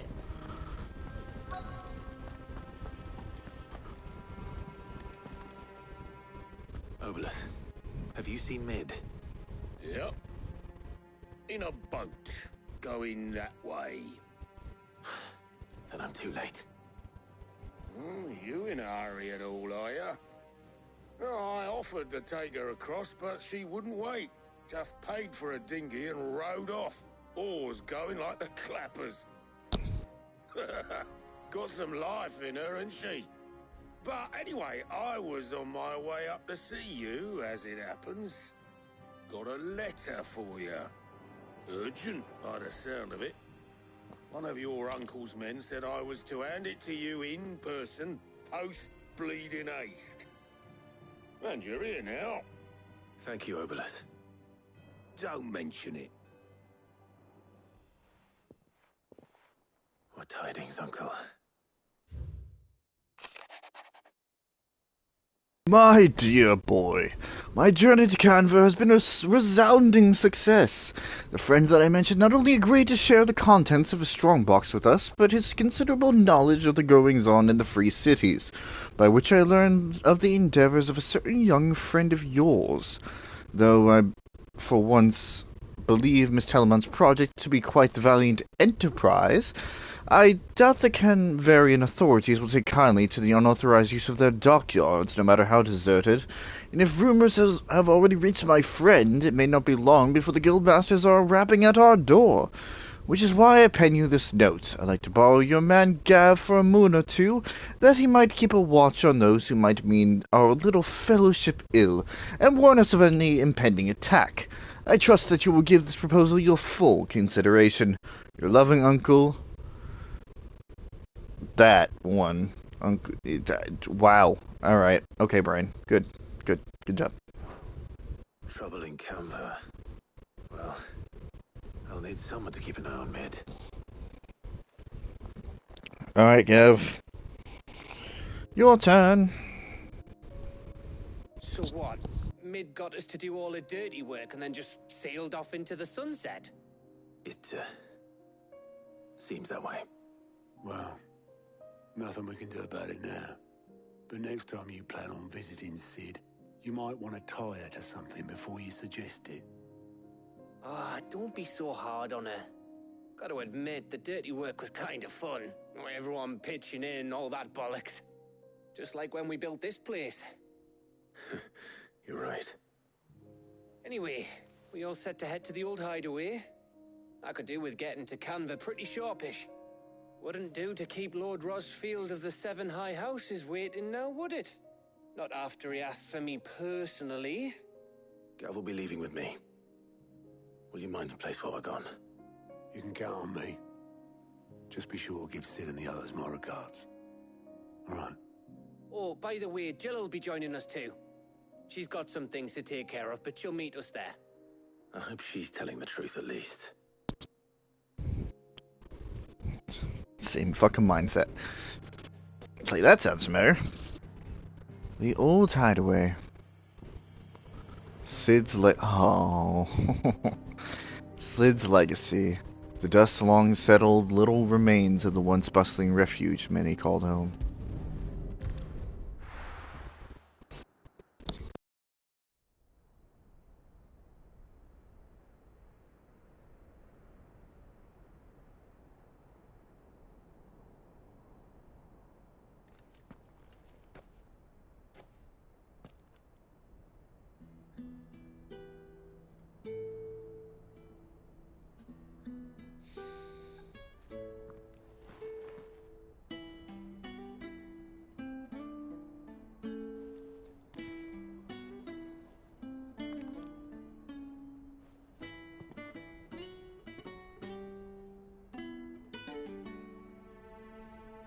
Well, Sid,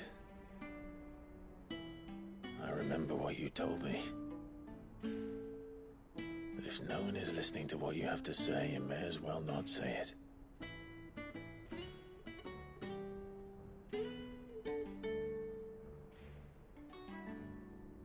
But I will say this, old friend. Hugo Cooker is gone. His shadow looms over us no longer.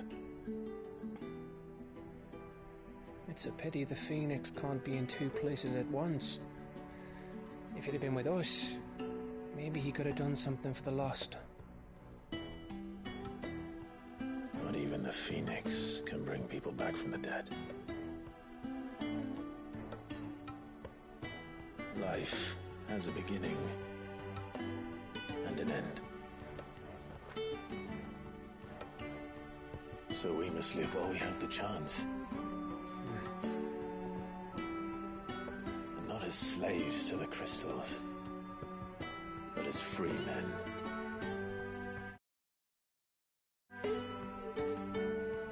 May we join you?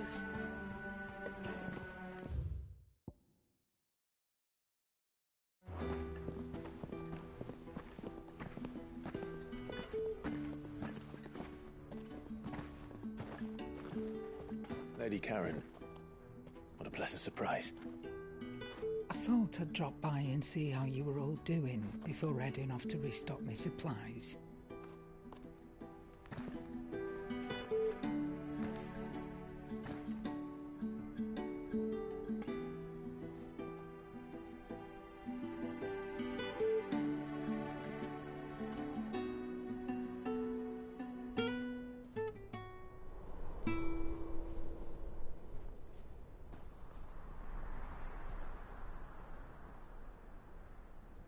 It wasn't the most scenic view back then, but it were never as bad as this. I know. The Blight marches on. And soon, there'll be no escaping sights like these.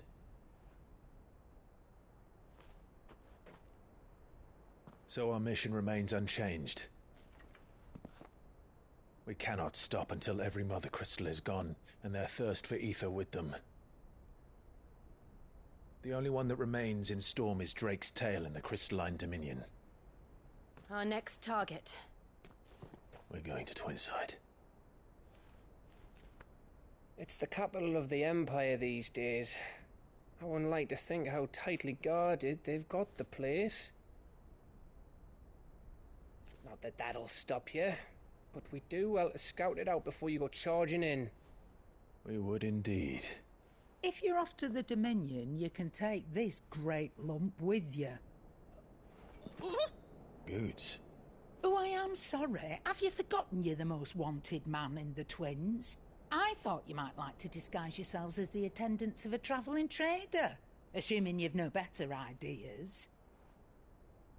You wanted to buy yourself some tools, didn't you? Well, now's your chance. You're letting me go with them? Oh, thanks, Nan. Stop that! You'll break me bones, you great galoot.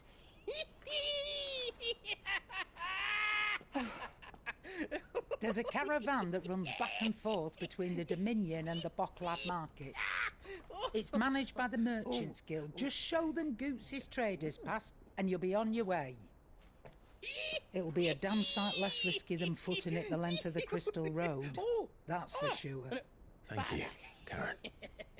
And glad to have you with us, Goot. Okay then. I'll get me things and I'll meet yous there. See yous down in Buck, lad. Get off! Me poor fingers! Jill, you're with me. Understood. And Gav, Already on my way, Captain. be careful. Aren't I always?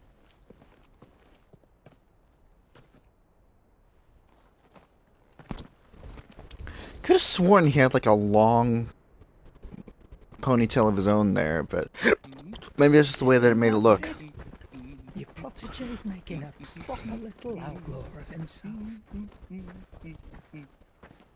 Everybody going off in 3 different directions here. All on their mission for the greater good. Alright. Next stop. We finally make our way in the direction of the Crystalline Dominion.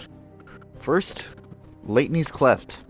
A narrow pass through otherwise impassable mountains, thought to have been torn from rock by the very gods themselves, or at the very least Titan.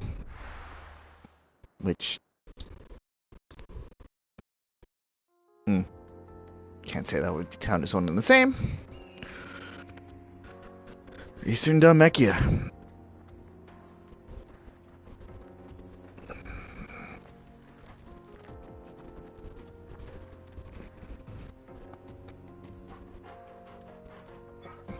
Look at our merry little band here.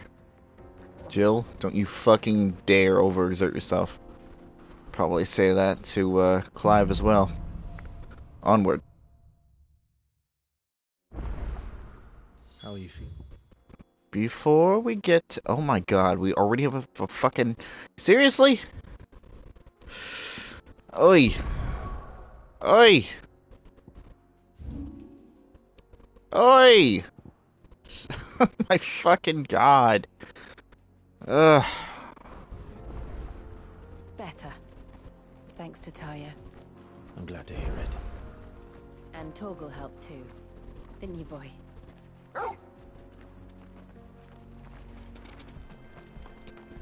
Never stops.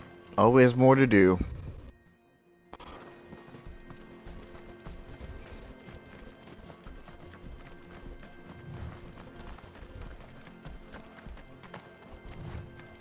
This used to be a trade route for merchants crossing the Scars, till the Republic laid a new road wide enough to let wagons pass, and all official traffic moved there. Leaving this one for those living outside the law. Indeed. I doubt we'll be the only outlaws on the trail today. Hint, hint, nudge, nudge, get ready to fight people. And then, oh hey! Would you look at that? Is that the... I think it might be. So that's how it all connects. Got the fucking pretty ass water down there.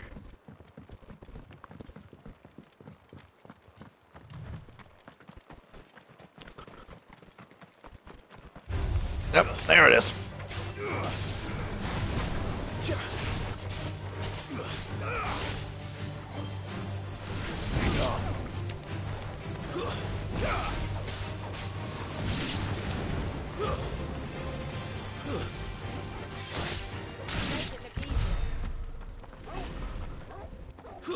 Bert.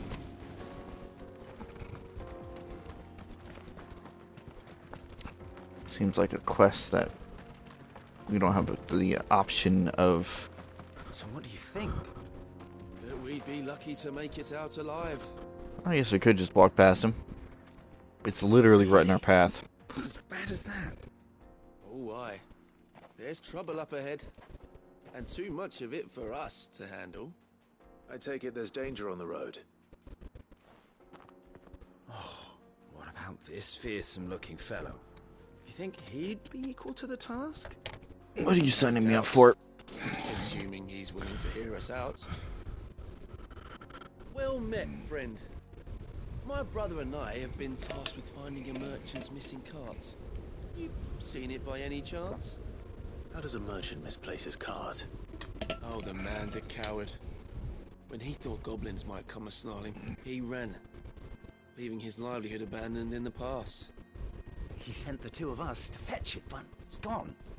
Now, I'm not much of a thinker, but I know the work of thieves. At least you're self-aware. My brother's right on all accounts. And by my estimation, the bastards are lying in wait just down the road. No, if it's not too far out of the way, sure, why not? But we've not got the skill in arms to boldly brave an ambush. You, however, have the look of a man who needn't fear a band of backwater ruffians. What do you say?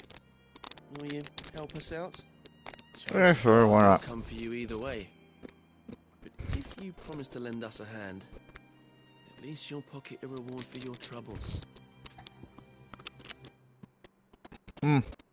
Sure, why not? Well, if I'm going to have to deal with them anyway. You've clearly got a fine head on those broad shoulders. We're lucky you came along. You hitting on me? Now, hoping to make a heavy purse in Bocklad, our merchant friend loaded his cart with as much as it would carry. Reckon he won't be forking over the rest of our fee if we don't find those goods. So, while you're seeing to those bandits, you keep your eyes open. All right. Just don't expect me to drag the cart out of there myself. No. You can leave the cart to us. You just put an end to those bandits and point us in the right direction.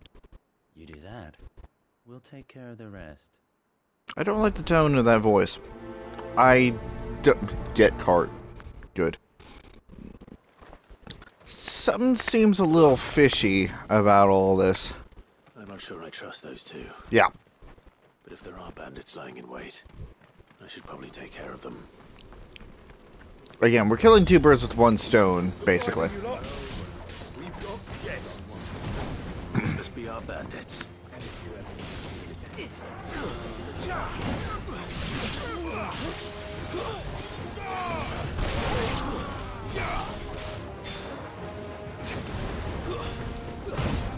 Ow.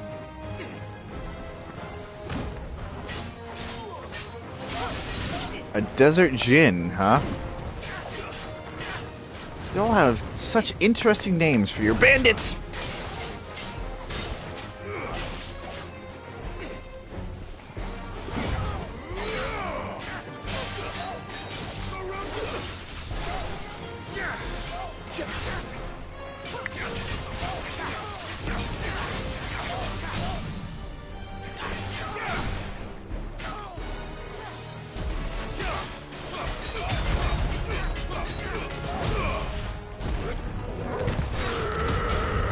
Brrr.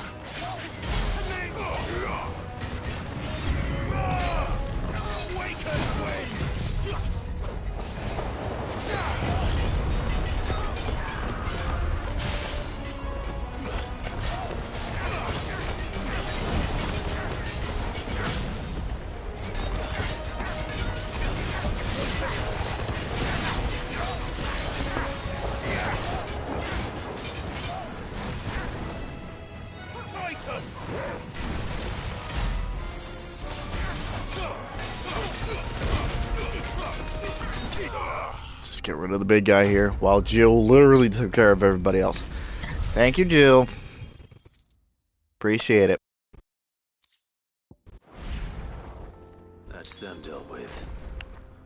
Now, where's that cart?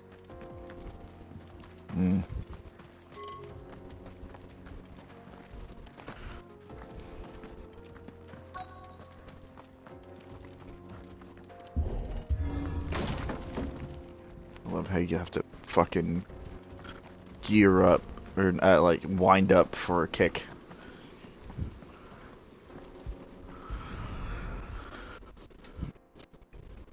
Everything seems to be in order. It will be a nightmare. Seems we found ourselves the right man for the job, wouldn't you say? Found the cart and didn't leave a single bastard breathing. Our merchant friend will be delighted. And how exactly will he be getting his goods out of here? You leave that to us. After all, it'd be wrong to make such a fine warrior haul cabbages to market. You've done your part. And that's all you need to worry about. Uh-huh.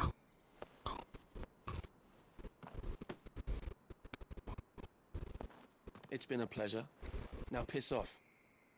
There's no need to be so rude, brother. What if we want his help again next time?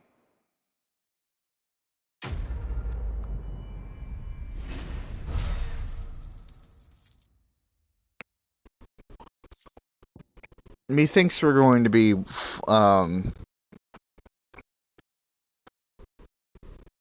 running into them again soon.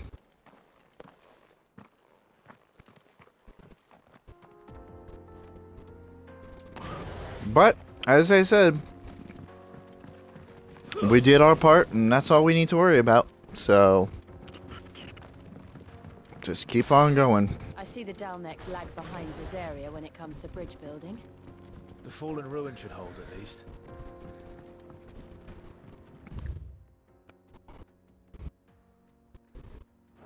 The path continues on the other side.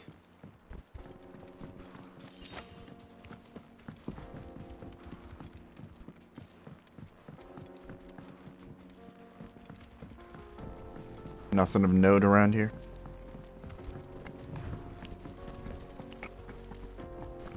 Nope, doesn't seem like it. No enemy. Hello.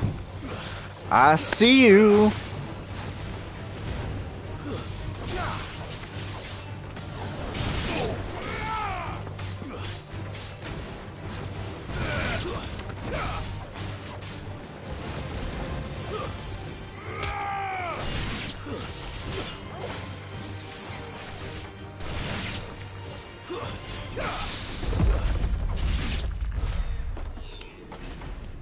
I swear to God, out of everything that I'm doing, parrying is not on my list of activities there. These are all accidental.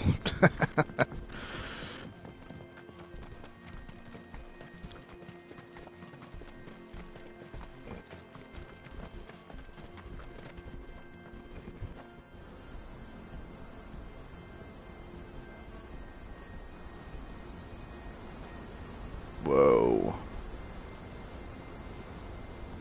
Now, ain't that a sight to behold? The final sin. So this is Zemeckis. The land of the gods. It's even more impressive than I imagined. I remember being captivated by the story as a child. Long, long ago, man was overcome by avarice and challenged the gods in a bid to win their power. A final battle took place here.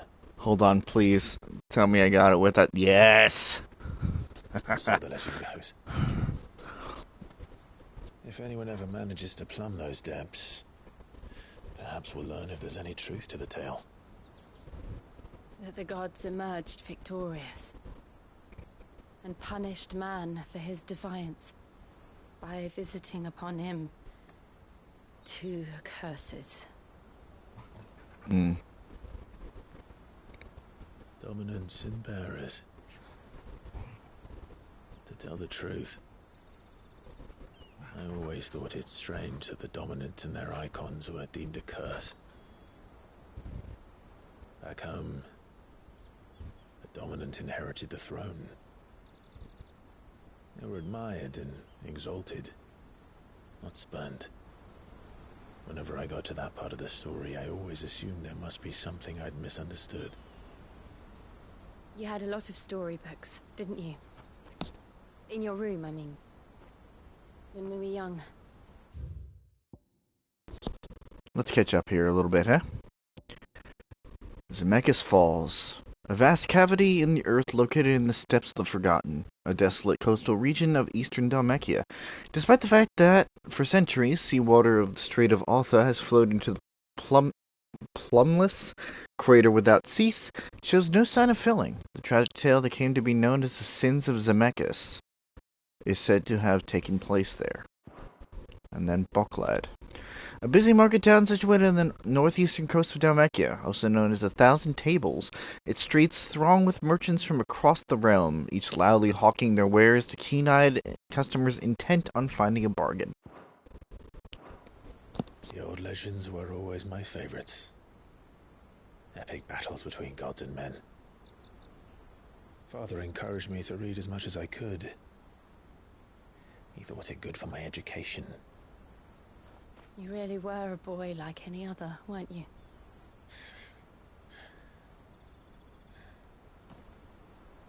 Just look at this place. It's enough to make you believe the legends are true. I know.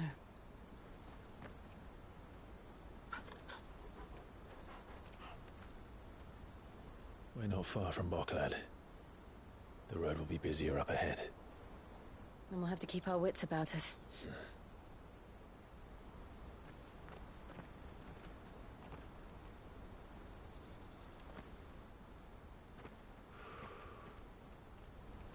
Clive? Something wrong? Nothing.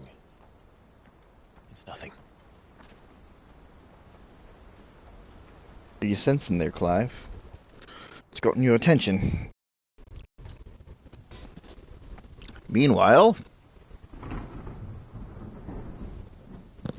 in the seat of the Imperial Court. This ought to be good.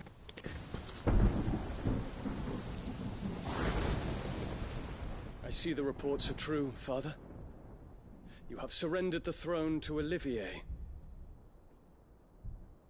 I have. Emperor Olivier shall rebuild the Holy Empire of Sanbreque.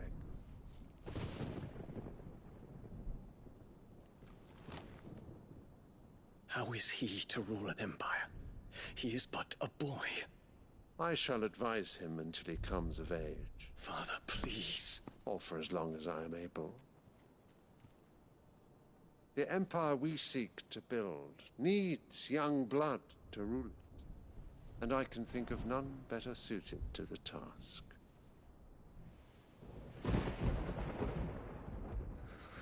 There is other news, Dion. Hugo Kupka is dead, and Drake's Fang destroyed.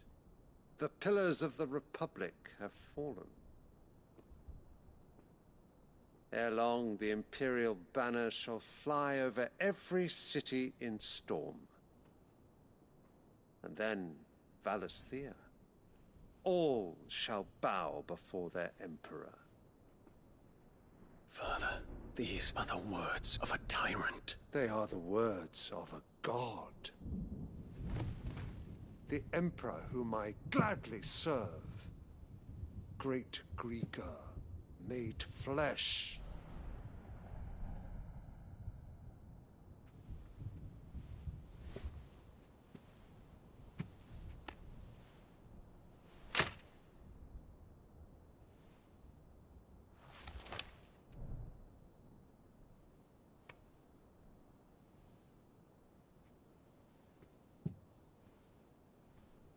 Return to your camp, Dion, and ready your forces. It is time to show the world the true power of Sanbreque.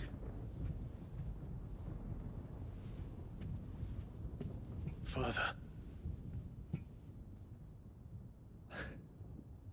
I find you much changed. Is this truly the path you wish to tread?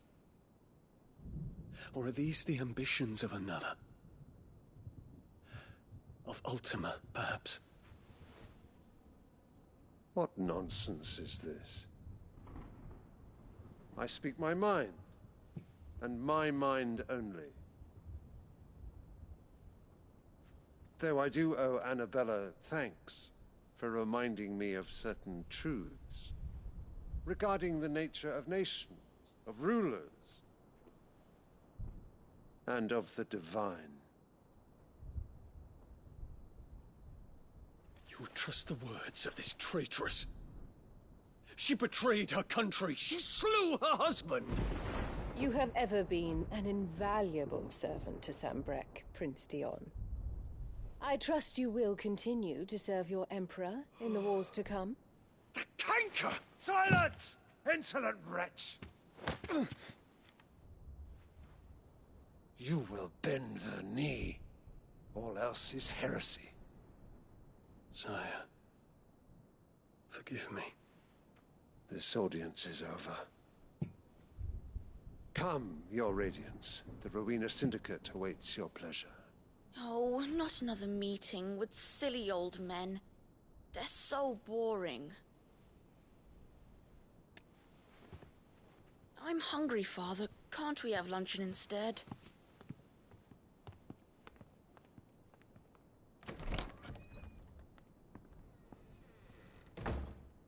Does it pain you that you will not inherit your father's throne?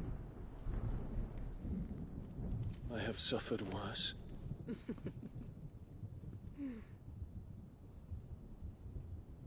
Count your blessings, Dion. For a base-born child to be chosen by Bahamut is miracle enough. You have risen high on his wings, but you shall rise no higher, lest your impure blood stain the throne. What do you know of my blood?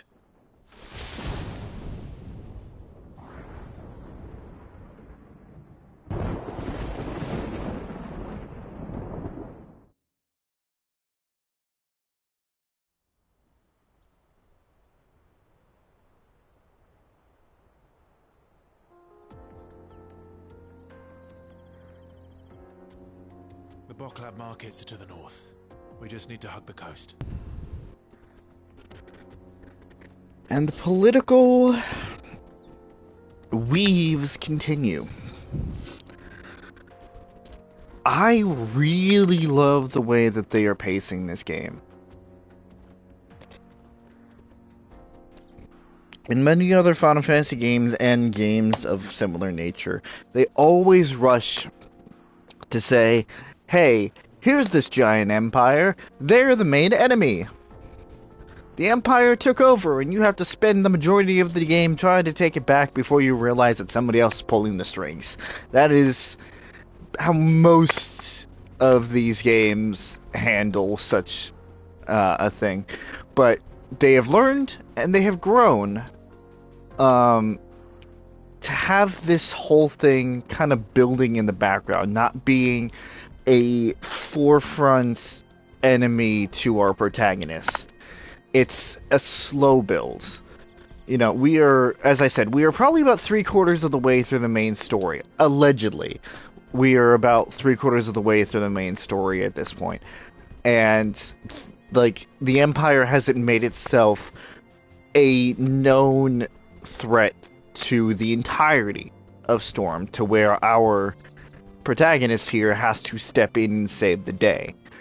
Like, this whole war is kind of on the back burner of what we are doing right now. We're fighting a whole other thing. And I really like that. It is such a refreshing change of pace from everything.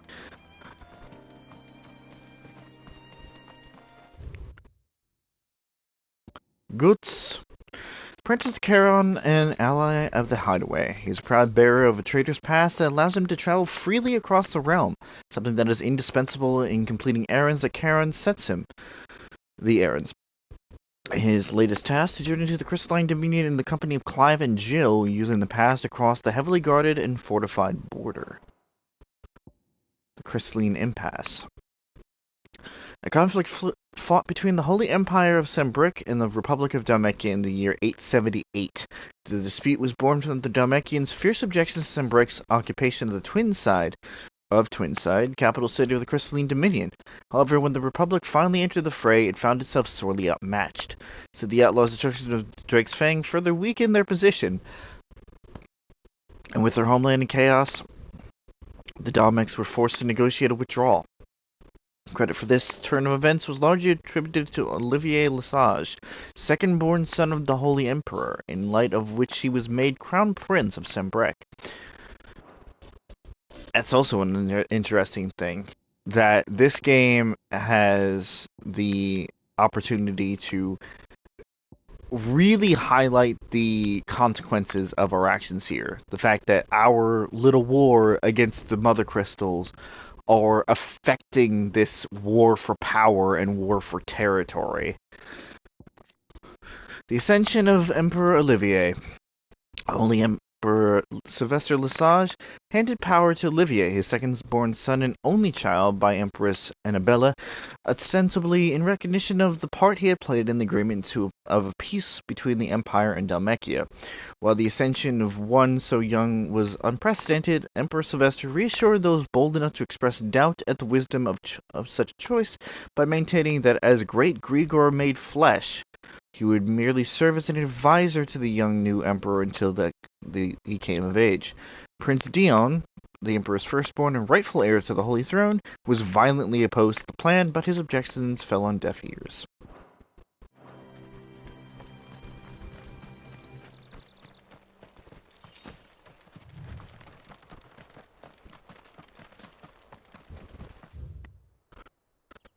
Oh, and here is where things start to open up a little bit. Any new enemies? Infiltrating the Dominion won't be easy with the Imperials on high alert. No. His Radiance has lost one capital already. We can be sure Sylvester will do everything in his power to hold on to Twinside. His troops are well-trained and increasingly battle-hardened. But it's not as if we can wait for the siege to end.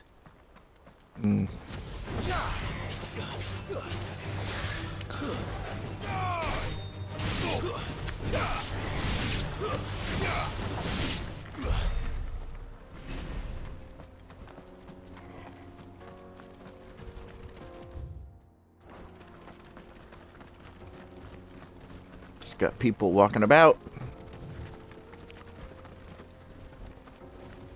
Alright. Headed over to the Crystalline Dominion too, are you? Mm-hmm. There's good gil to be made there. Believe you me. Yeah. The minute I heard them bandits had blown up Drake's Fang, I packed up me store and pulled me boots on. And so did you, eh? I did have a plan to make me fortune with some baths down by the Dalamil Inn. How can anybody sit back and relax in a land that ain't got a whiff of the crystal's blessing no more? And that's when it hit me. If you're looking for lucre, the Dominion's the place to be. Soon enough, half a storm will be headed there. If I can get in first and set up shop, I'll have a license to mint gil. The guildmasters at Canver will be beggars by comparison. I'll be famous in all four quarters of Storm soon enough, and I'll have a fortune that'll make me ma and pa proud. By printing money.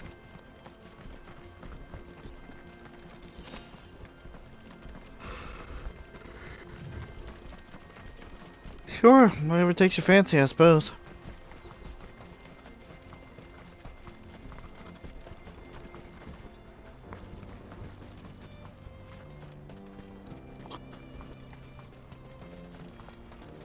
So what happens if we go to the gate first? If the siege breaks, they'll need more than this to stop the Imperial legions marching on the capital. If you haven't got a pass, you're not getting through. Please. No amount of begging's in out.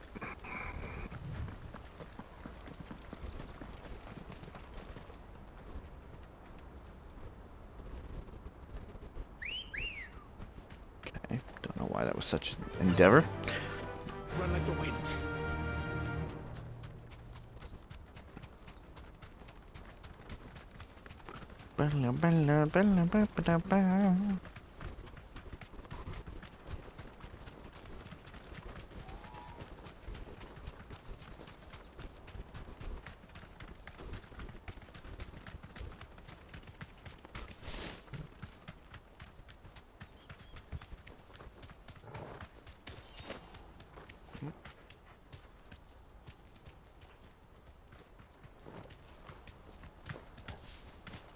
Pretty sure I've already fought you.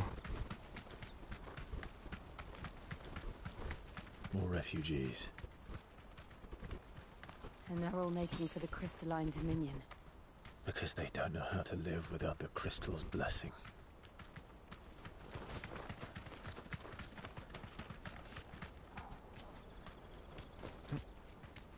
Give me the shiny.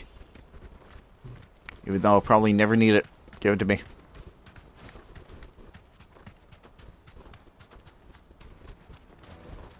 That'll do, girl. Oh no, this is where they had the sneak preview in the panel. There are no crystals here. This is where we're supposed to meet Goots, isn't it? That's right. He said he'd wait for us here after replenishing his supplies. I dare say he'll have finished by now. No traders pass. Wow, so they really went towards the latter half of the game, which is good. Hurry, man. I must leave for the Dominion. Scooping up all the rest. Oh boy. Sounds like an issue. Issue I'm gonna have to solve. What are you looking for? No idea. What do you got? Betrayal. Tower's up. You've a discerning eye. Of course I do. A fine choice. Do I need this many meteorites? Probably not. But Peaches and pears, beets and beans.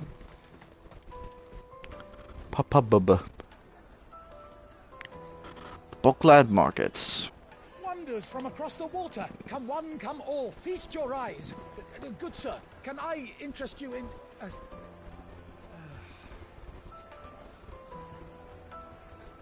How much? For a measly crust of bread? You won't find any cheaper. Not nowadays. But you're more than welcome to look.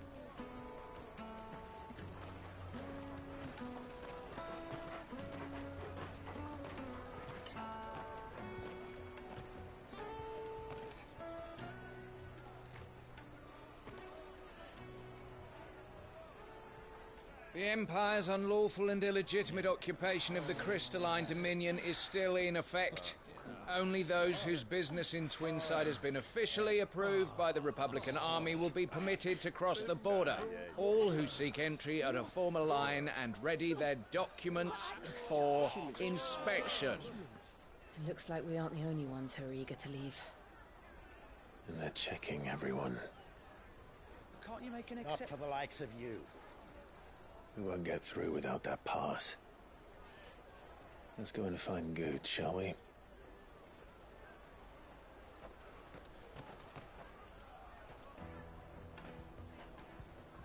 He must be around here somewhere. Come, taste my peaches. They're sweet as nectar. You might want to rephrase that. Half the people coming through here were traders from the Empire. Go and bother someone else, will you? I've got my trader's pass and I'll be leaving as soon as I'm able. If I stay here much longer, I'll end up no better off than those poor sods by the gates. Okay. You should come with me to the Dominion. You won't find Oh, anything Goots. of this quality in Twinside. I'm on the wrong side of the stalls here. Goots.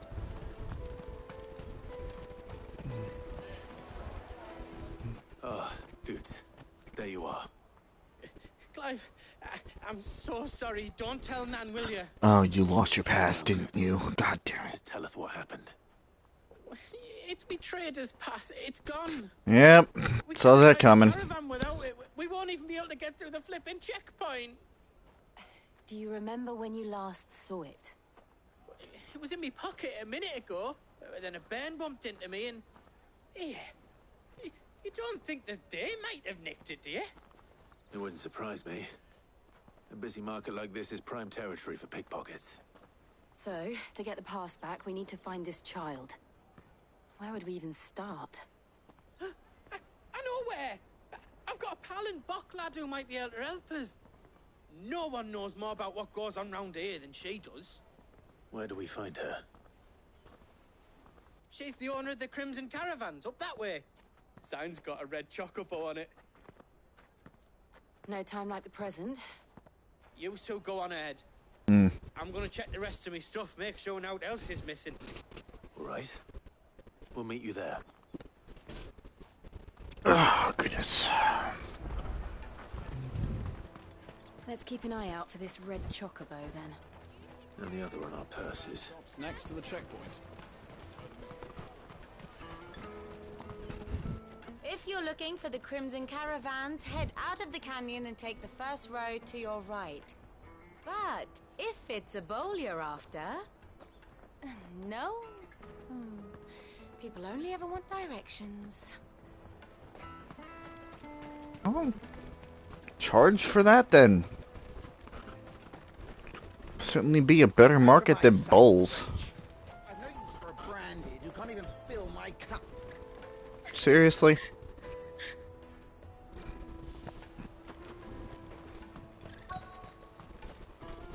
God, if we had more autonomy here. Ah, well. You doom. Shut up. Porters for hire. Caravans may bleed you dry. Aldrich may drink you dry. We'll get your goods home and dry. Go home. We'll get your goods home and dry for cheap.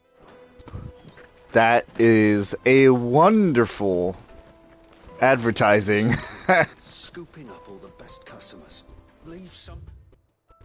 Want something moving? Then Aldrich is your man. He never lost a load, and he's a third the price of the Crimson Caravans. Don't bother with the best. Put Aldrich to the test. That's less effective. I must leave for the Dominion. I am hurrying, my lord.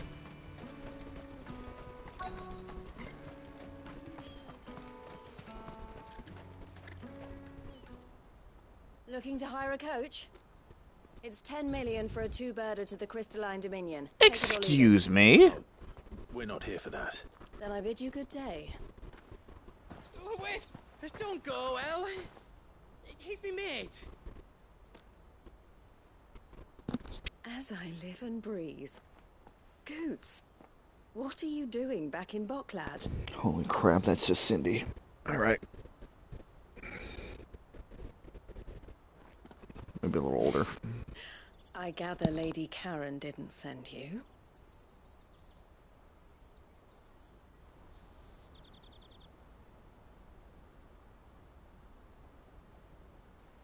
So what trouble have you got yourself into this time? It's me trader's pass. It got stolen. By a little bairn.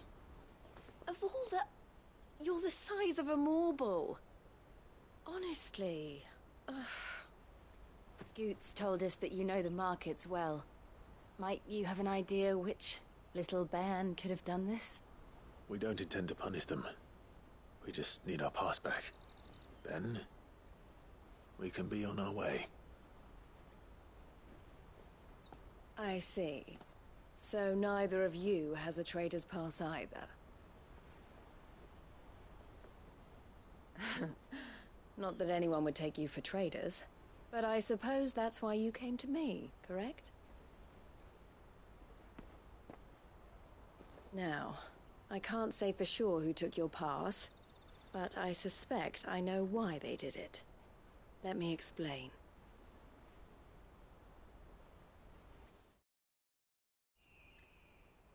That is just for a reference for a friend. Don't worry about it.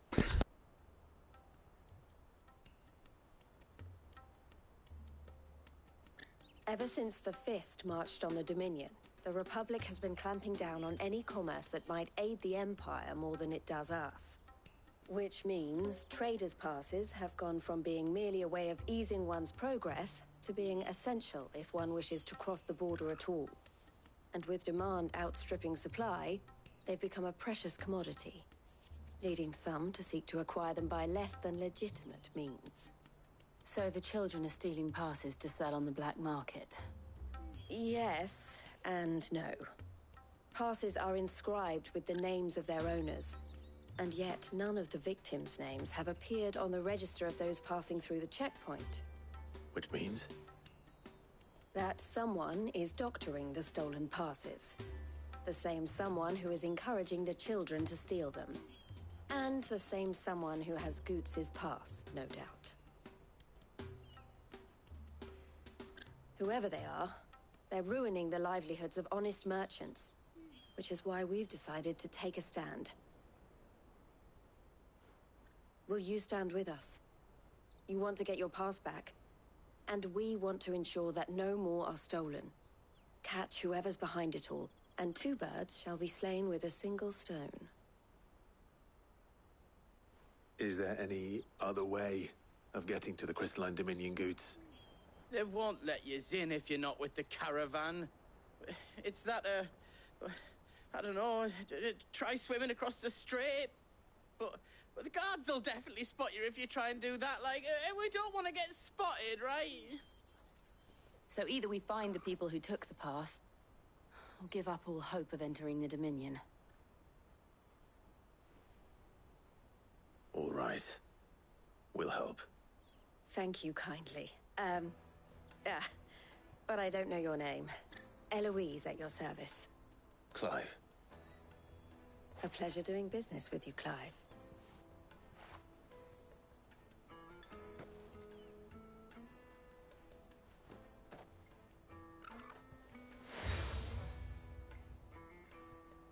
The Crimson Collar. The proprietor of the furniture makers by the coach stop is spearheading the search.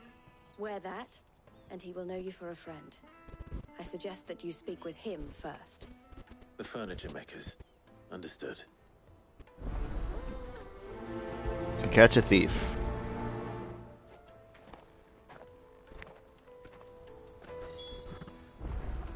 And another set of quests. Alright. Bucklad. Also known as the Thousand Tables, the Bucklad markets have served as a nexus of Republican commerce for countless generations.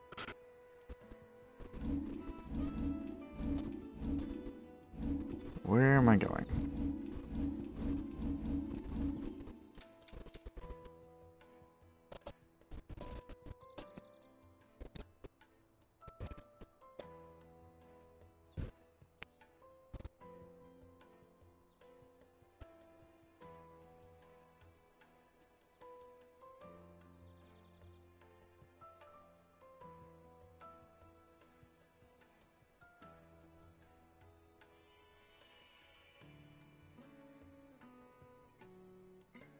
Bone, please cooperate. Thank you. Crimson Collar. The seal marks its bearer as a trusted ally of Eloise, proprietress of the Crimson Caravans. Not trying that a third time.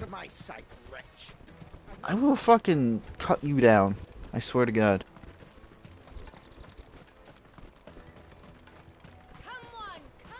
Jug of snake spit for the road? The caravan stops next. Juicy pears! Slake your thirst without a crisp. Are you the furniture maker? Looking for something in particular? Ah, Eloise collared you too, eh? Ha! Then I expect you want to know more. She told me you were leading the hunt for the pickpockets. What have you learned? For one, that they're targeting the traders carrying the biggest packs. Harder to watch your back, see? And less chance of the mark giving chase if they're spotted. Not that they'd be likely to catch them. Those imps know every inch of this warren like the backs of their hands. Their eyes must have lit up when they saw Goots. The fishmonger round by the gate's been trying to track down the children involved. You should go and have a word with her. Thank you.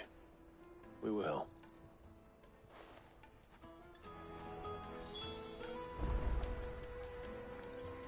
Bouncing around between different merchants here. Of course, they did say this was frickin' Merchant Central. This quality in Twinside. You should come with me to the Dominion. Life will be... Fish for sale! Fresh sorted and smoked! I'll take some smoked. Can I interest you? Ah, sorry. Message from Eloise, is it? She's asked me to help her. To help you find the pickpockets. Is that so? Suppose I better tell you what I know, then. For one, this isn't a family operation. All the traders say the children who stole their passes were dirty, dressed in rags. Street urchins, by the sound of it. We get a lot around here. Orphans from the wars. A few, perhaps. You saw the refugees gathered by the entranceway? They're all looking for a new start in the Dominion and beyond. Some of them take it as an opportunity to rid themselves of unwanted baggage. The shame of it. Whoever's behind this would have to have made themselves known to the children at some point. And so should we. You should start with the children around here, then. I doubt they're the ones involved, but they might have heard something. It's worth a try.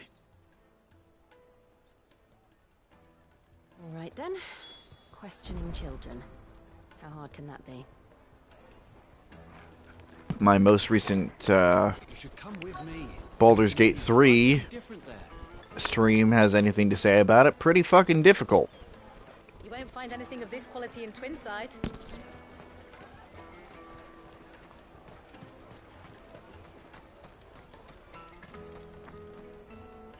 Do you have a moment? What do you want? What I want is to know who's asking children like you to pick pockets. I don't know. Nobody's asked me. What's picking pockets? Do you get paid for it? No, you get in trouble for it. So if they come calling, you know what to tell them.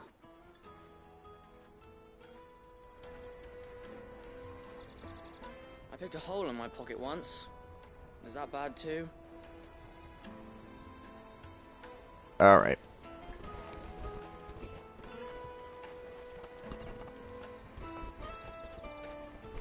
Did you hear about the Empire's Black Shields? Apparently they've been going around Imperial lands stringing up bearers. What a waste! Yeah, that's what the issue is. I'll take the large one. An excellent choice, my lord. That's a big plate. Platter, I guess. Excuse me. Do you mind if I ask you something? Can't stop you. I was just wondering if anyone has asked you to do anything out of the ordinary recently. Anything you grown-ups ever ask us to do is shut up and go away. So guess what I'm about to tell you to do? Sorry. I'll leave you alone. As I said, a lot more difficult than you might think. Just leave me alone. Fine. God.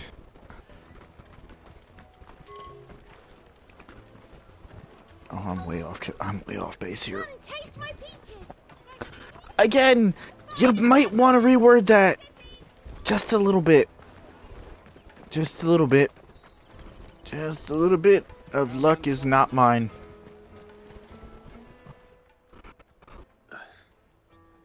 Excuse me? What do you want? I don't have any money. It's all right. We're not going to hurt you. We just want to talk. What about? We've heard that some very bad people are making children like you steal from travelers.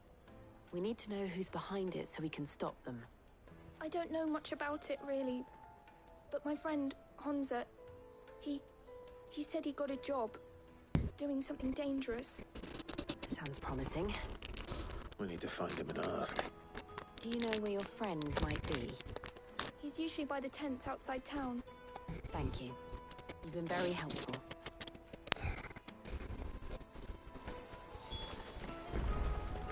Come on, come on! Poor girl.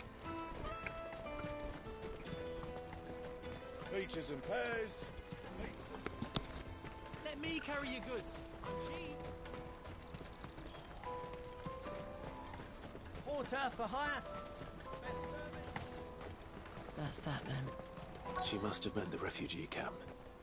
Let's hope he's still nearby. Daddy, I'm hungry.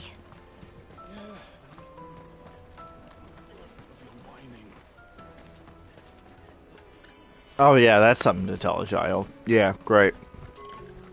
I'm hungry. Well, I don't have any fucking money, so shut up.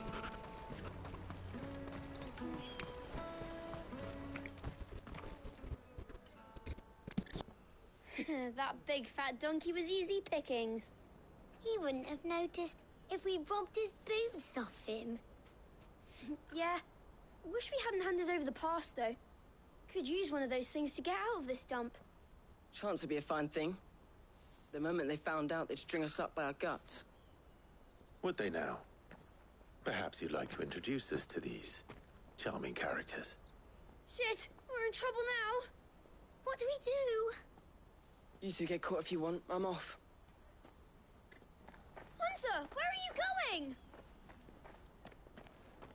So that was Hunter, eh? Jill, you watch these two. I'm going after him. All right.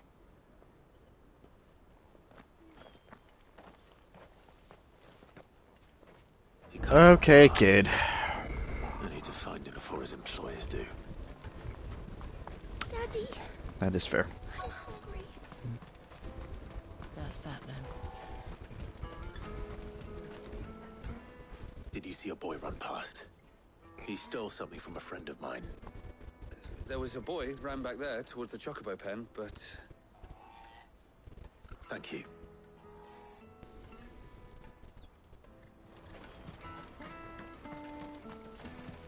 Hansa. Where are you, you little shit? Well, look at that. Oh, shit. Cornered. Yeah, you are. It's all right, Hunter. I'm not going to hurt you. I just want to ask you some questions. Fine. Not like I've got a choice. Smart kid. I'm looking for the people who are making you steal for them. Who are they? Called themselves the Carstones. They said they'd give me good gill if I did what they told me. I knew they were bad, but bread doesn't come for free. Didn't come at all half the time, before I started buzzing for them. You know, if I didn't do it, they'd just pick on someone else. Someone they could push around easier. Hunter. You found him then? Jill. Where are the other two? Eloise is watching over them. She sent Goots and I to look for you. You're...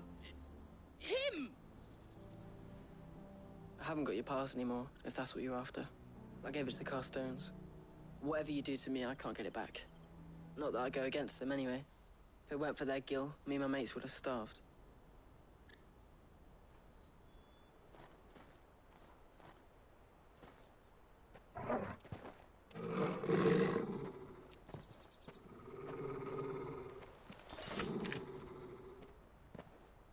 Cowards. You will not force another child to do your bidding. Wait, we're not... Don't hurt him.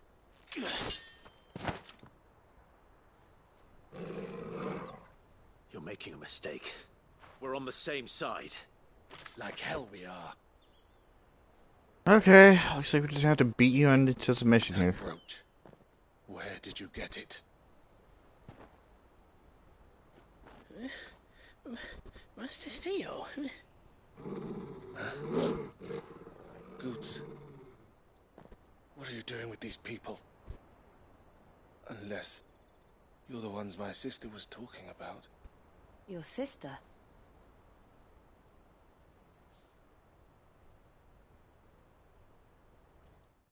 Okay. Who is this fine gentleman here?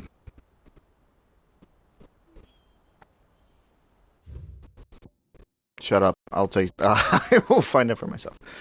Oh, Eloise. Owner of the Crimson Caravans, a highly esteemed porterage firm in Bulklad. Eloise has a knack for business and head figures, which she used to build her business from the ground up and the success it is today. Bulklad.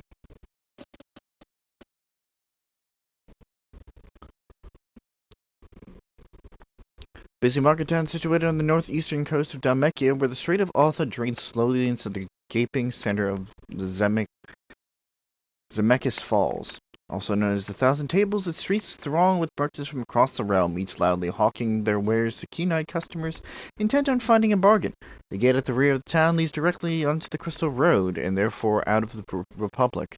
As such, it is heavily guarded against unauthorized entry or exit. Yeah.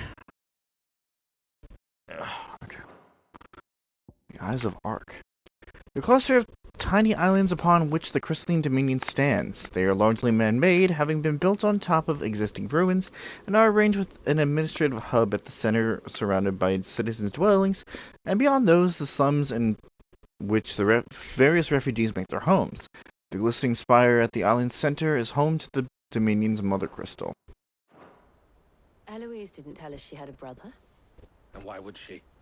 I'm just a back and a blade. Theodore, at your service. Sorry about before. Theodore, what do you know of the cast stones? Oh, yeah, look at that. Theodore, porter and guard for the Crimson Caravans, the porterage firm that he runs with his beloved sister Eloise. Vultures who have made Boklad their hunting ground.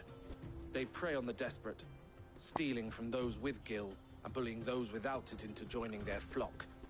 I'd been looking into their activities in hope of sparing the refugees any further hardship. But it seems they've already stooped even lower than I'd feared. Hansa's a good lad. Don't blame him for what they've made him do. If he and his friends hadn't agreed to work for the stones, some other poor souls would have. On pain of death, most likely. Clive, was it? And my sisters asked you to help put an end to the pickpocketing. Then we all want the same thing. As I said, we're on the same side here.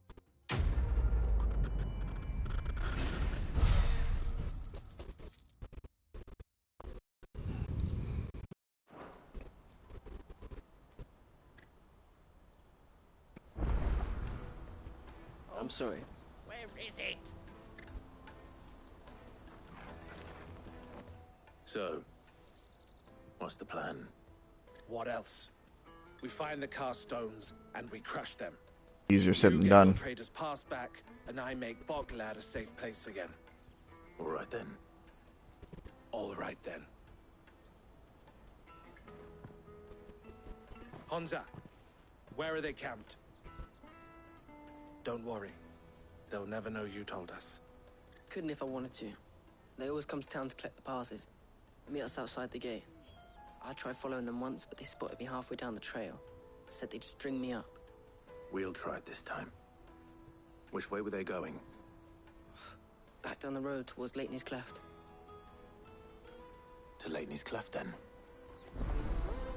I have a feeling I know where the camp is. Leitney's Cleft is to the south, past the camp. I have a feeling. Ooh. That's not where I thought it was. Never mind then. I thought it was at that gate that we passed when we first that we passed when we first got here, but clearly I'm a little off the track there.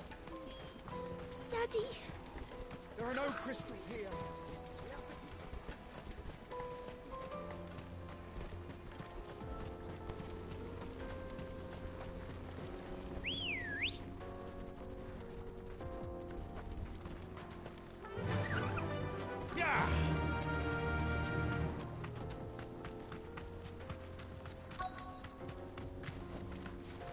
Oh well, that was quick.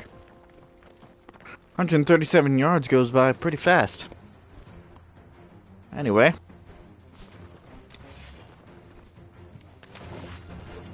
That's the one who's been sticking his nose in our business. You should have minded your own.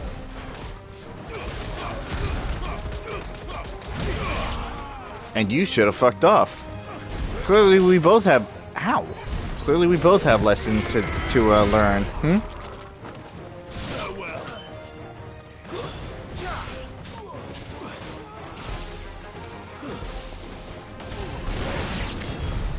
I doubt these were the ringleaders. But at least we know we're on the right track.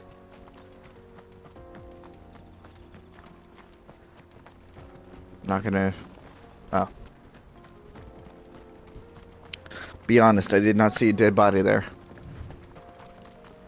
Oh, well, if they're just scattered about like this, it's gonna be making it easy to fucking follow them.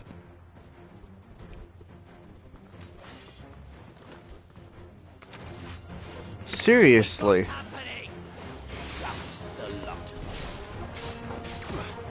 Ow, bitch.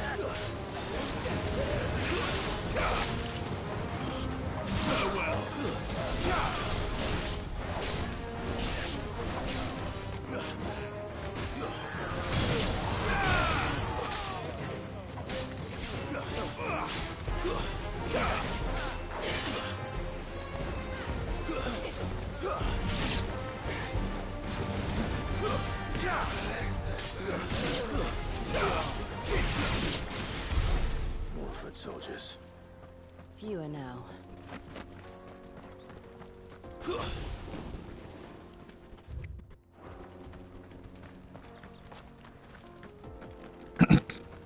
So you're telling me we passed their tents on the way here?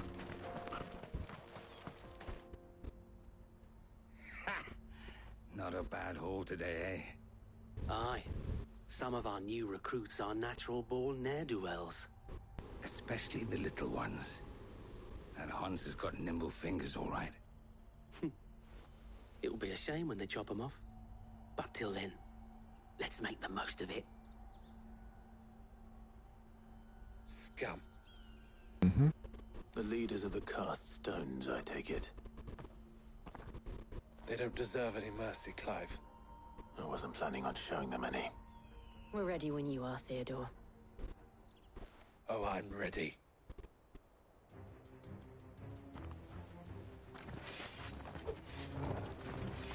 What's up?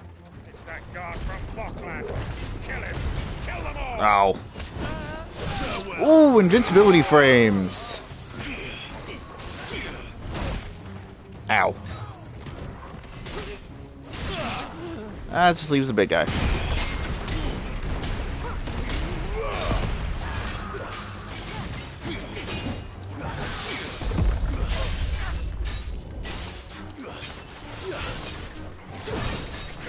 Are you telling me that he's not big enough for me to pull down? Seriously? Ow.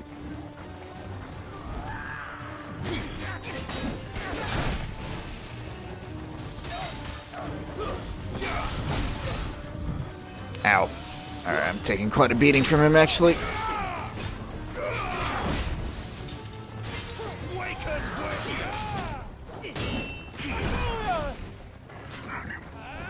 Alright, enough of the fancy tactics.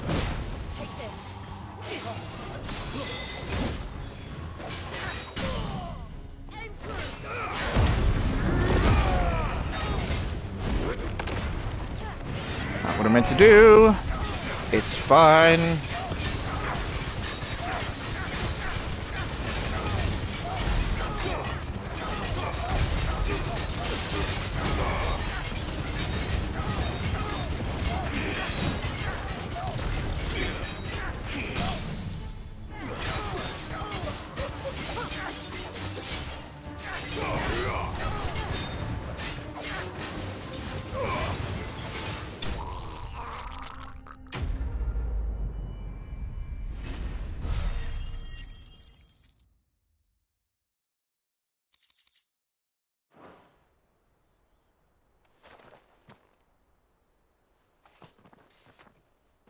I feel like that was too easy, but don't look a gift horse in the mouth, I suppose.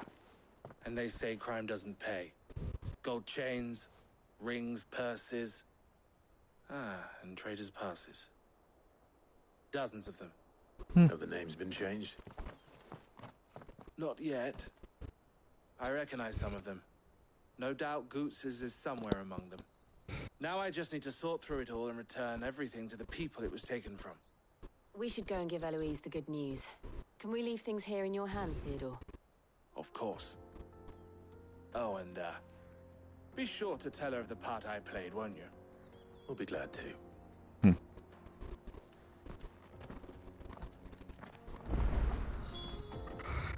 Alright, well. That was easy.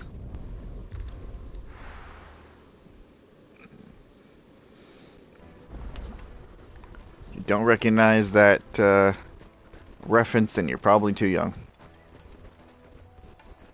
Ah, Clive. How goes the hunt? My brother isn't getting in your way, I trust? Quite the opposite.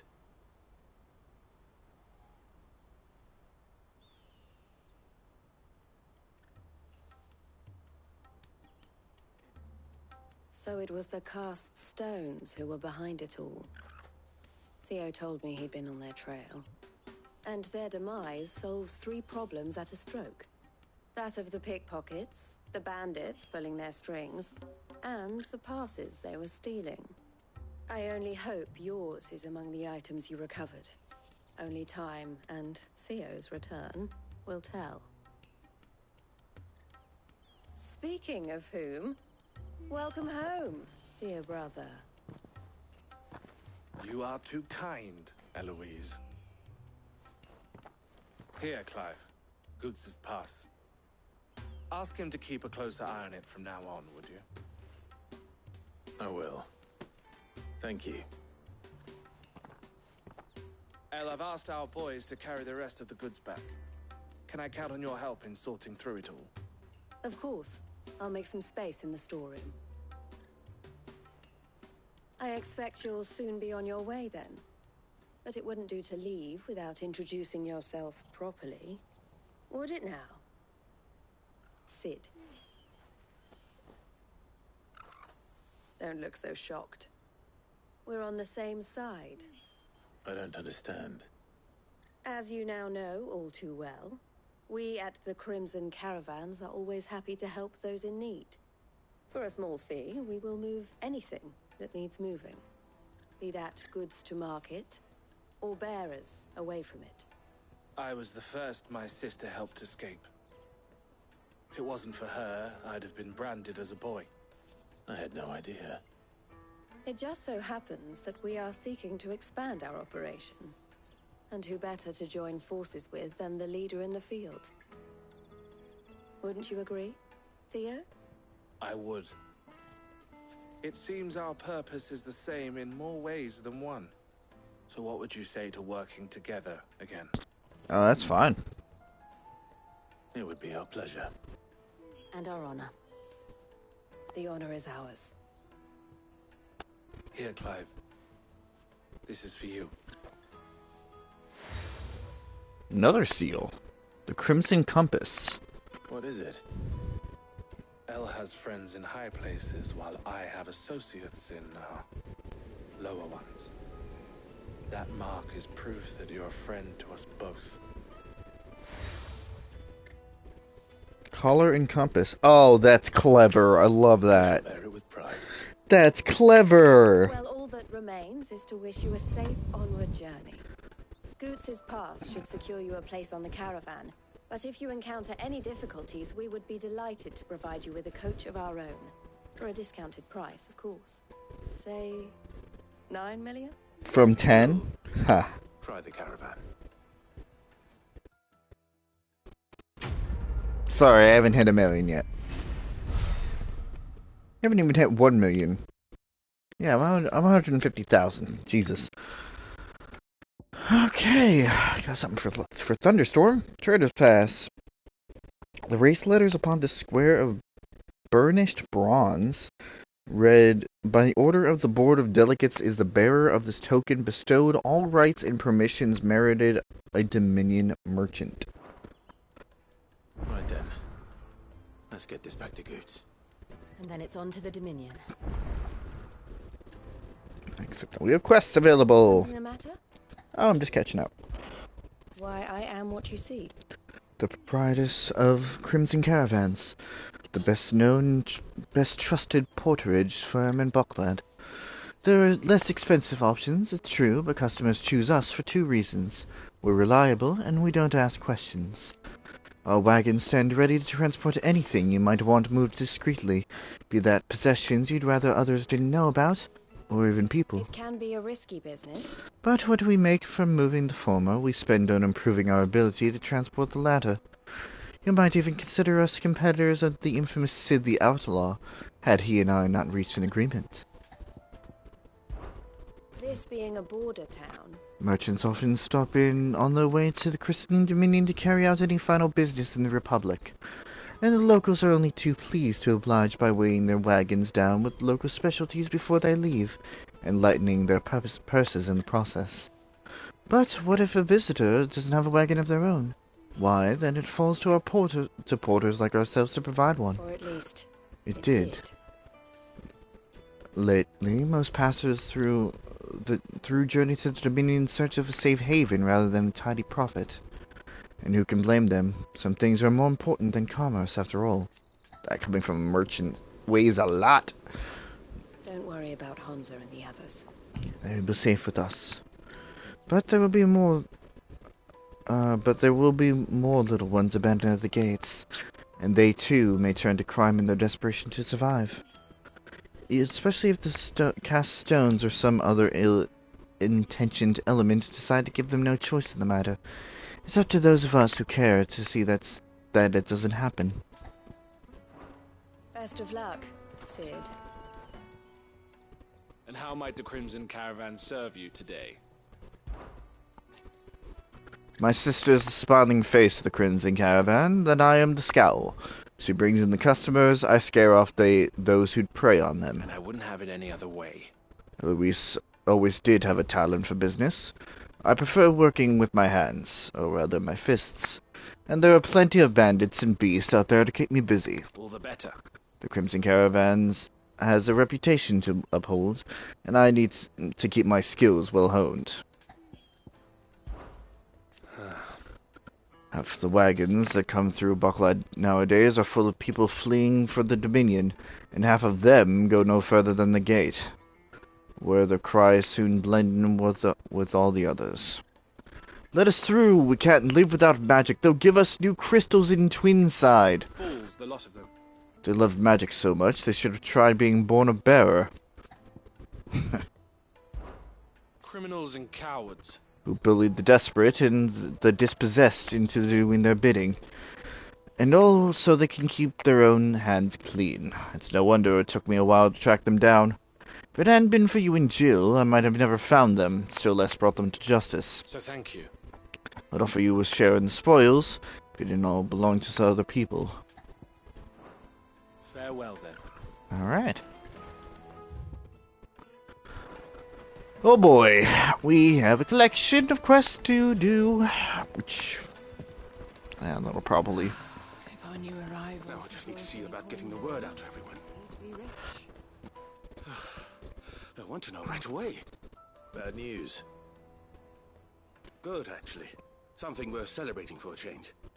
Only trouble is, the serving girl's still new to the job, so I can't leave her while I go and invite those I'd like to celebrate with. What exactly are you celebrating, if you don't mind me asking? I've come by a particularly fine bottle of red. A Gotan 66, no less. Gotan Rouge is the only good thing to have ever come out of the Empire. Most wouldn't part with a 66 if you held a knife to their throats. So I've heard. Oh, so you know of it then? Clearly you're a gentleman of taste. A gentleman who might sympathize with my predicament, perhaps? Perhaps. To pass the good news to a few friends of mine. I'll give you a little something for your time, of course. Sounds simple enough. Sounds simple enough. So you'll do it? Marvelous. Thank you. You won't need to go far. All three of them should be right here in the market. There's Aldrich the porter, Milan the butcher, and Bolek, a guard over at the north gate. Three of the finest fellows in Bucklad, if you ask me. Tell them to come to the tavern when they finish for the day. Stop by again when you let them know, and I'll give you your little something. I'll be right back. Bearer of good news.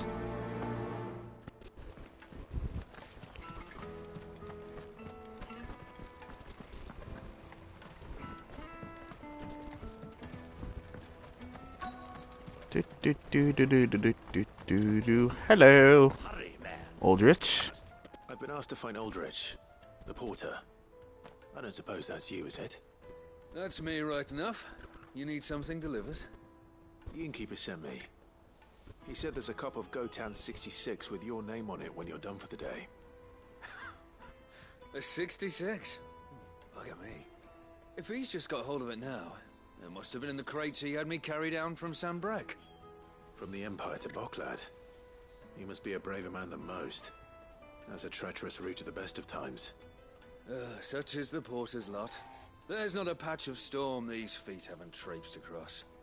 It's Oriflamme one day, then off to Canva the next.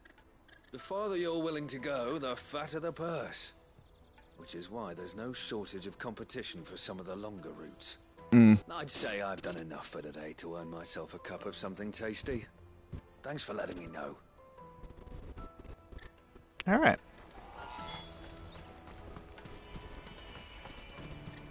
Alright, what else we got? Veta. Porter. Kaveta? I see you've been of some assistance to Eloise. Perhaps you can extend me the same kindness? What do you need? Perhaps. What would I be doing? Finding someone. You see, I've been having trouble with thieves, and despite the many pains I've taken, I can't stop them from rummaging through my packs.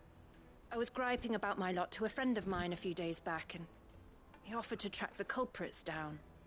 Now, Joseph's a sellsword, and a good one at that. But he's been gone days, and I'm beginning to fear the worst. Oh yeah, I'll help. Any idea where his search for the thieves might have taken him? The old Zemeckis Road, perhaps?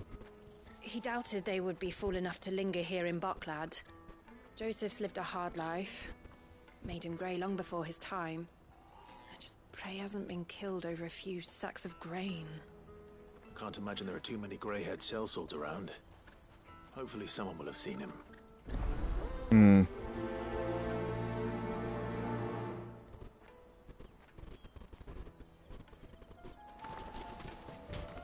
Speaking of sellswords, I wonder if the sellswords that we met earlier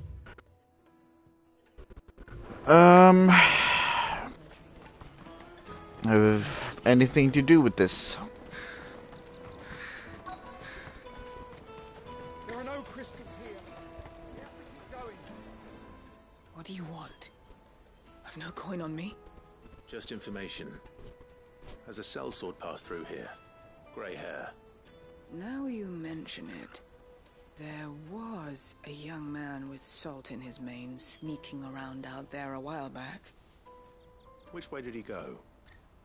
How am I supposed to know? Buggered off down the road, I expect. Now why don't you do the same and leave me be? Rude. I mean, like, I understand that it's not appreciated that a stranger just comes up and starts asking you questions, but don't need to be that rude.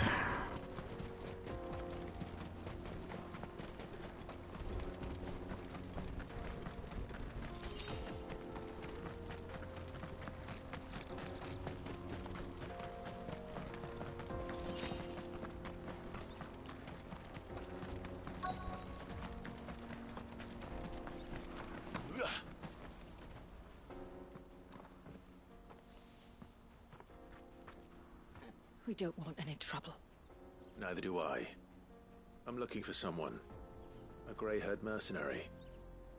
Well, we haven't seen him. Yes, we have. We saw him climbing up the rocks.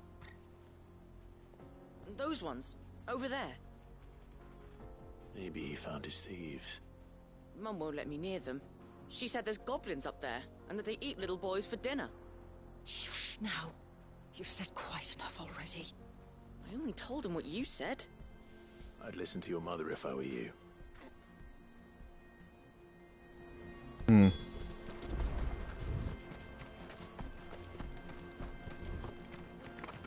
Alright then.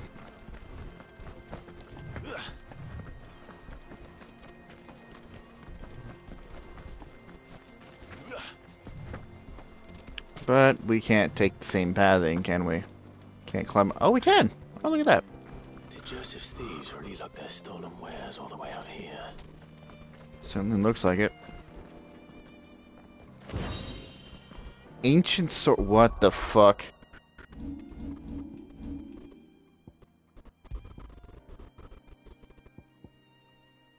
A marked lack of weapons left from the age of the fallen could either suggest theirs was society in which peace prevailed, or one in which those in power were unable to be contested.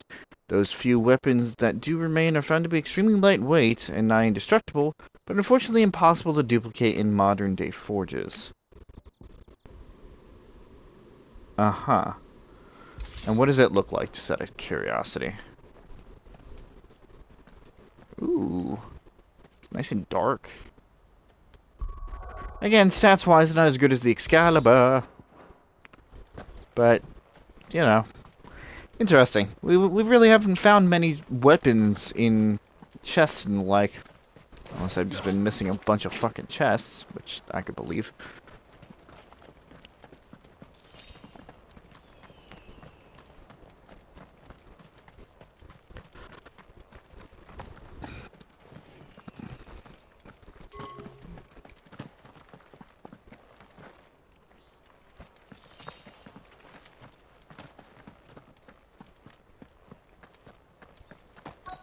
Into the caves we go then, I suppose.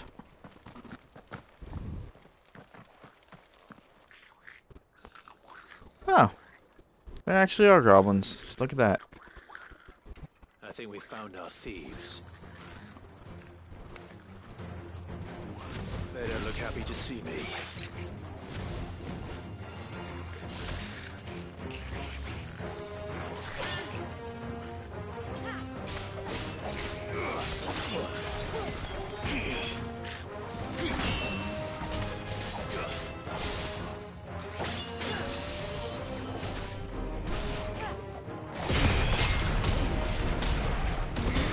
There it is.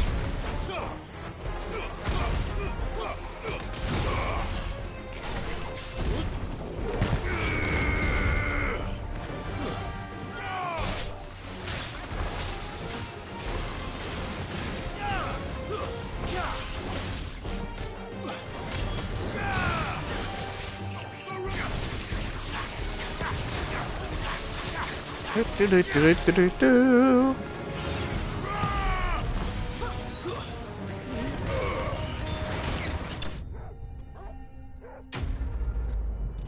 Might as well put on a little bit of a show.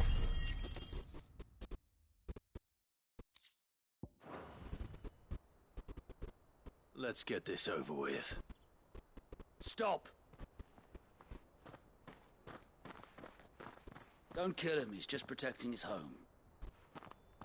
Joseph? So the boy was right. I don't know you.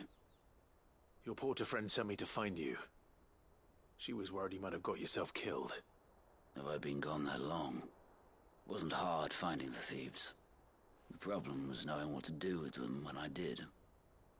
I take it things are more complicated than they appear. What do we got? What's the story? I'd all but ruled out bandits before I even left the market. You know why that is? Because our thieves had no interest in gold or gems, or anything they couldn't eat for that matter. Add to that the rumors of goblins in the area, and the mystery practically solved itself.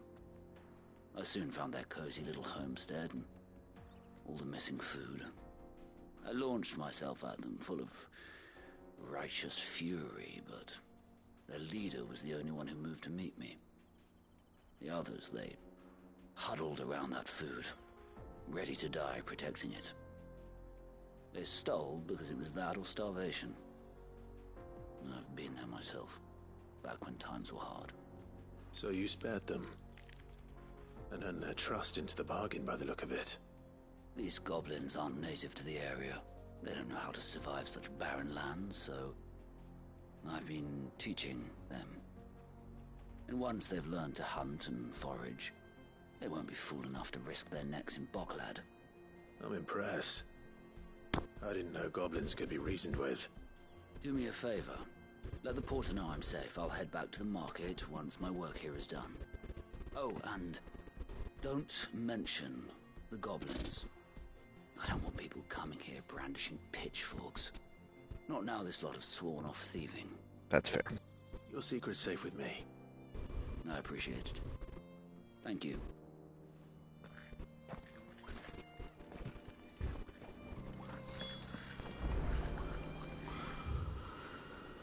What does it say in the description for the goblin coin? Something along the lines of goblins can be civilized and have their own societies and all such. To be a fighting man, perchance? I might be. That well-notched steel and impressive physique. I have need of a sword for hire, and yours looks to be a weapon well worth the coin. I don't really need the gil, but sure. Offer me the use of those formidable arms. How exactly do you intend to use them? Well, being something of a scholar of Zemeckis history, I wish to investigate the ruins near the city. And I require a rugged companion, lest I find myself waylaid by ne'er-do-wells or the beasts said to roam the area. Should you accept, you will not only earn yourself material wealth, but partake of the true treasure that awaits us there. The rich and storied history of Zemeckis. Well, were you ever party to a finer proposition? Sounds like my fucking monk quest in 14. Fine, might as well. My arms are yours. Wonderful. Then come. We must away. But where are we going? Along the old Zemeckis Road, and from there, onward to discovery. Quickly! There is not a moment to lose. Wait. Good luck with your ne'er-do-wells. Yeah, I'll be along eventually. Got some business to take care of here first. I'd better make sure he doesn't get himself killed. As I said, eventually. Peaches and pears, meats and meat. Come on, come on! Caravan stops next to the checkpoint. Are you Milan, the butcher? That's me. What can I do for you? The innkeeper's just had a special delivery. He thought you might like to join him for a cup of wine after you pack up for the day. He knows me only too well. And I've got a ham here that will go handsomely with a nice drop. Ham and wine. To spare. Alright. Bogcloud clearly isn't suffering then. Comes with being the place everyone has to pass through to get to everywhere else. Those who travel the Crystal Road bring all manner of goods with them. We get meat from San Brec, herbs from Rosaria. Why, sometimes we even see curiosities from across the Narrow. My old man knew what he was about when he set up shop here all those years ago. Anyway, thanks for the good news. Oh, you know what? Maybe I'll shut up shop early. Wouldn't want to keep our friend waiting.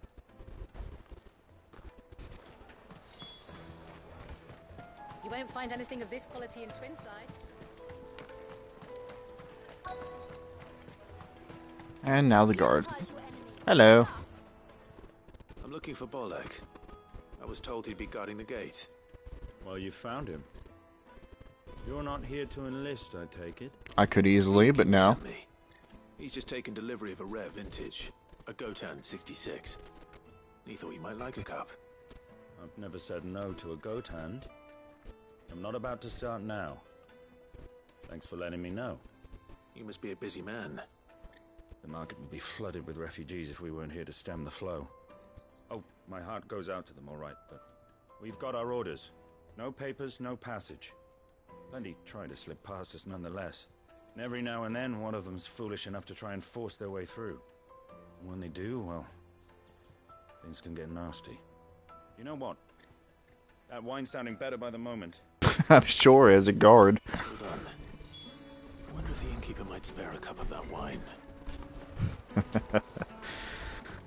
Oy vey. What was I about to say? It is nice that some of the guards in this area are somewhat, what's the word for it? Empathetic to the plight going on, even if they do have to carry out their orders. Joseph's fine. He'll be back once he's tied up a few loose ends. That's a weight off my shoulders. He certainly knows his business. You found your thieves all right. And I dare say they won't be coming back. A good man to have around, that Joseph. And if he says there'll be no more thieving, that's good enough for me. Thank you for putting my mind at ease. Here, for your troubles.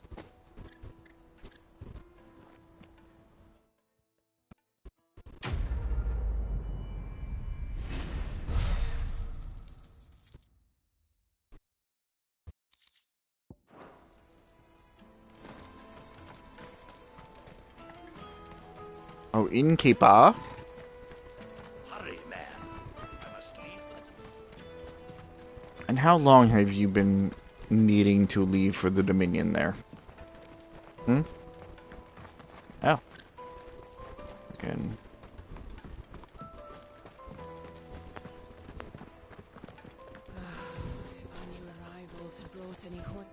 I spoke to your friends. They'll be along soon. That's fantastic news. Thank you kindly. It's been a while since we all sat down together. And the way I see it, that wine is as much theirs as it is my own. How so? Well, I wouldn't be serving anything but slops without Aldrich to go and fetch the good stuff for me. And then there's Milan, who always sends customers my way. And Bolek, an even-handed keeper of the peace, if ever there was one. Those three are the backbone of Boklad. Lose any one of them, and the market would soon fall apart. And without the market, I wouldn't have a single customer. I'd say that's worth a bottle of 66, wouldn't you? And more besides. Everyone needs a shoulder to lean on. Be they world-weary innkeepers or brooding swordsmen. Right. I'd better prepare for my guest's arrival. I hear you had me carrying a bottle of Gotan 66. If I'd have known, I would have sold the thing and lived like a lord. I'll settle for a cup, though, if you're in a sharing mood. A Gotan 60 bloody 6. Just as well I had something special of my own set aside. A bottle between the four of us might not be enough to drown our sorrows, but it can't hurt. Here they are, the three pillars of Boklad. Sit yourselves down, gentlemen. The woes of the world may be monstrous in many, but there's nothing like a few good friends to keep the misery at bay. Ain't that the truth? True word spoken.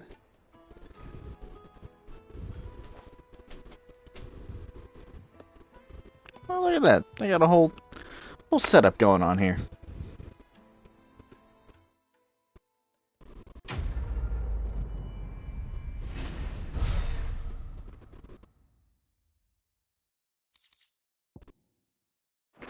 Guess we ain't getting a sip of it. What's that?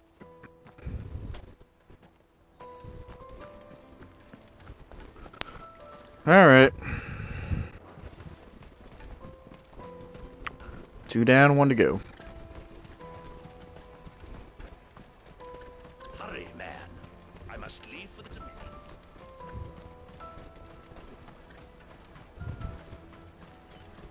That's that then.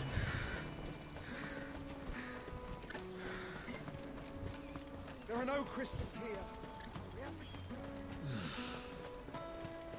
I don't think I've seen many instances of a chocobo lying down. Oh boy. I'm not surprised. You know, that's what happens when you go rushing off by yourselves. You'll hand over your coin if no one's good for you. Silence!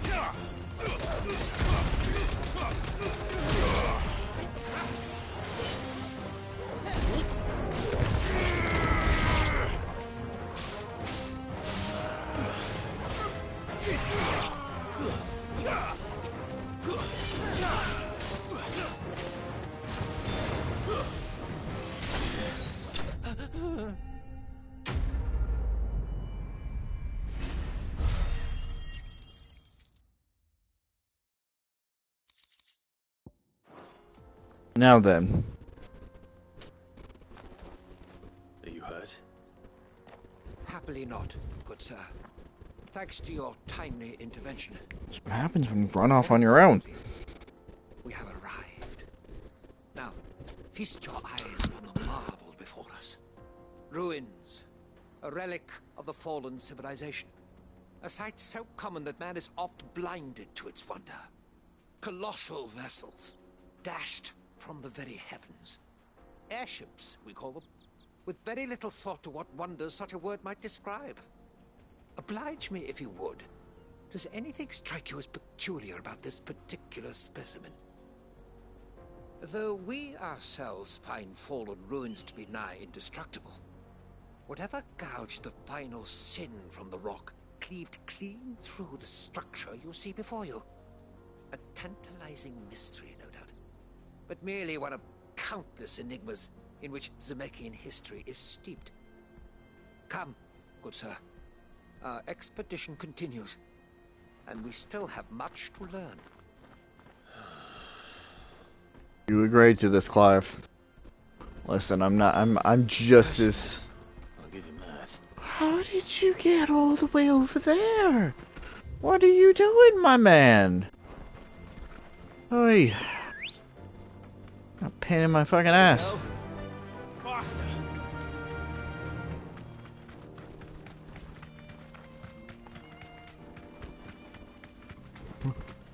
This reminds me of the fucking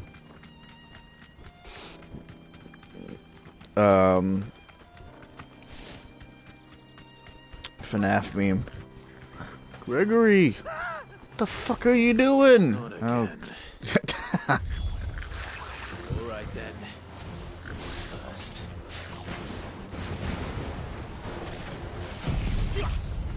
Didn't mean to do that. But you know what? That works just as well.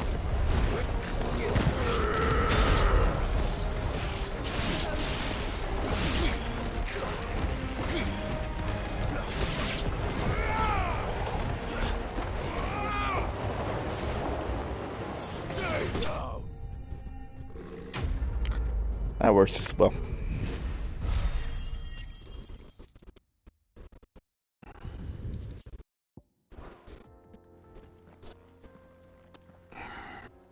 You're going to get yourself killed.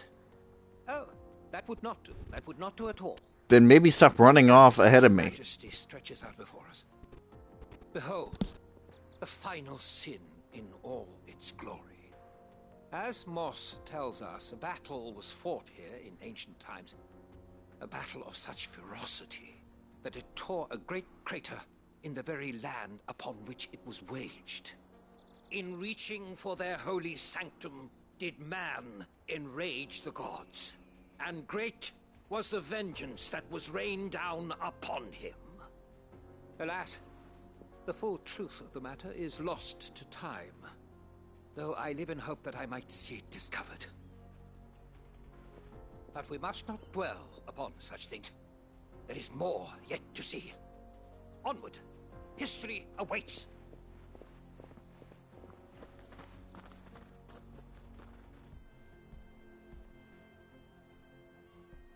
I know, Clive. I know.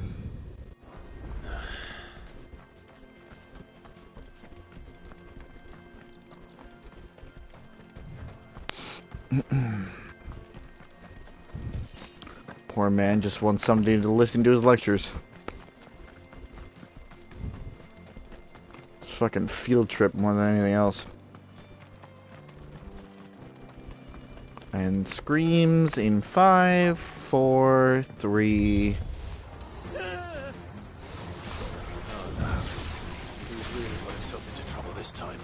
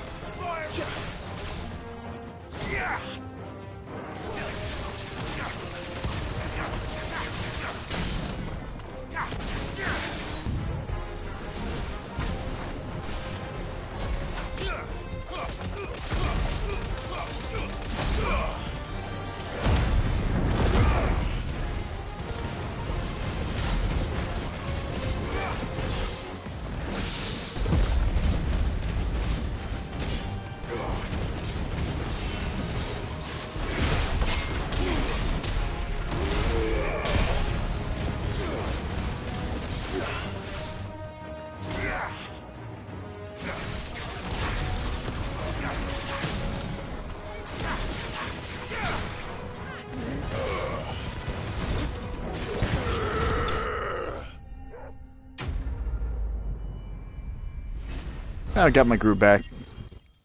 Because it's better at the end of the stream than not at all.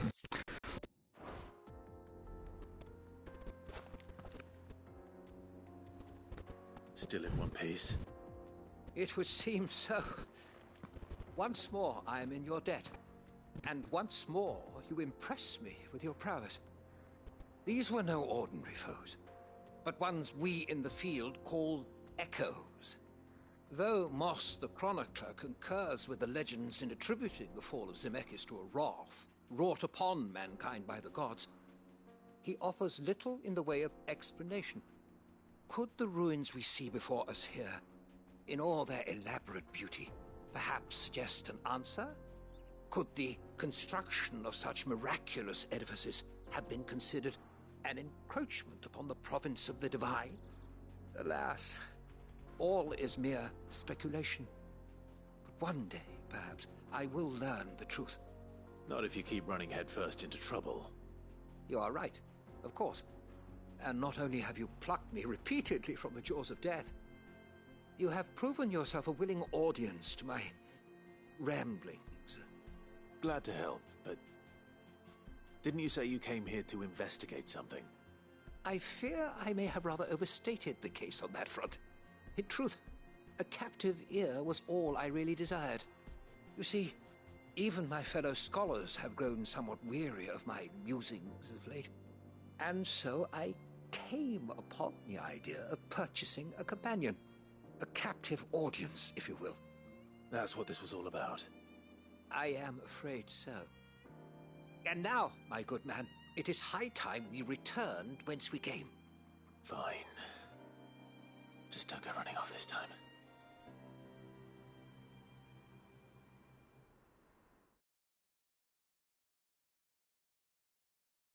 Called it.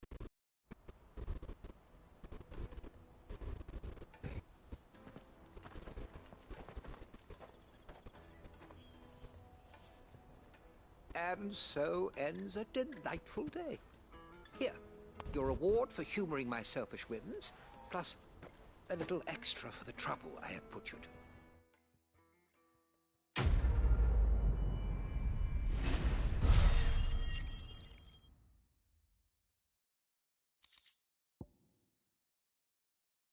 That's pretty good. I had more accessory slots. Truly, knowledge is a gift all the greater when shared. Thank you once again. No problem, buddy. No problem. The history, the writings, the songs, and of course, Harpocrates has more for us to read. That's not happening. Oh, it's gonna be a hell of a reading session next time we get back to base. Especially because we're gonna be down another Mother Crystal, I'm sure. Is there more? And how might the Crimson Caravan serve you today? Farewell, then.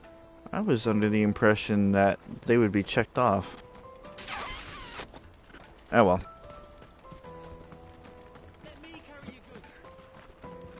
Peaches and pears. At least get close to Goots and then call it a day. Still got work in the morning. The caravan stops next. Juicy pears! What I really want to be is a blacksmith.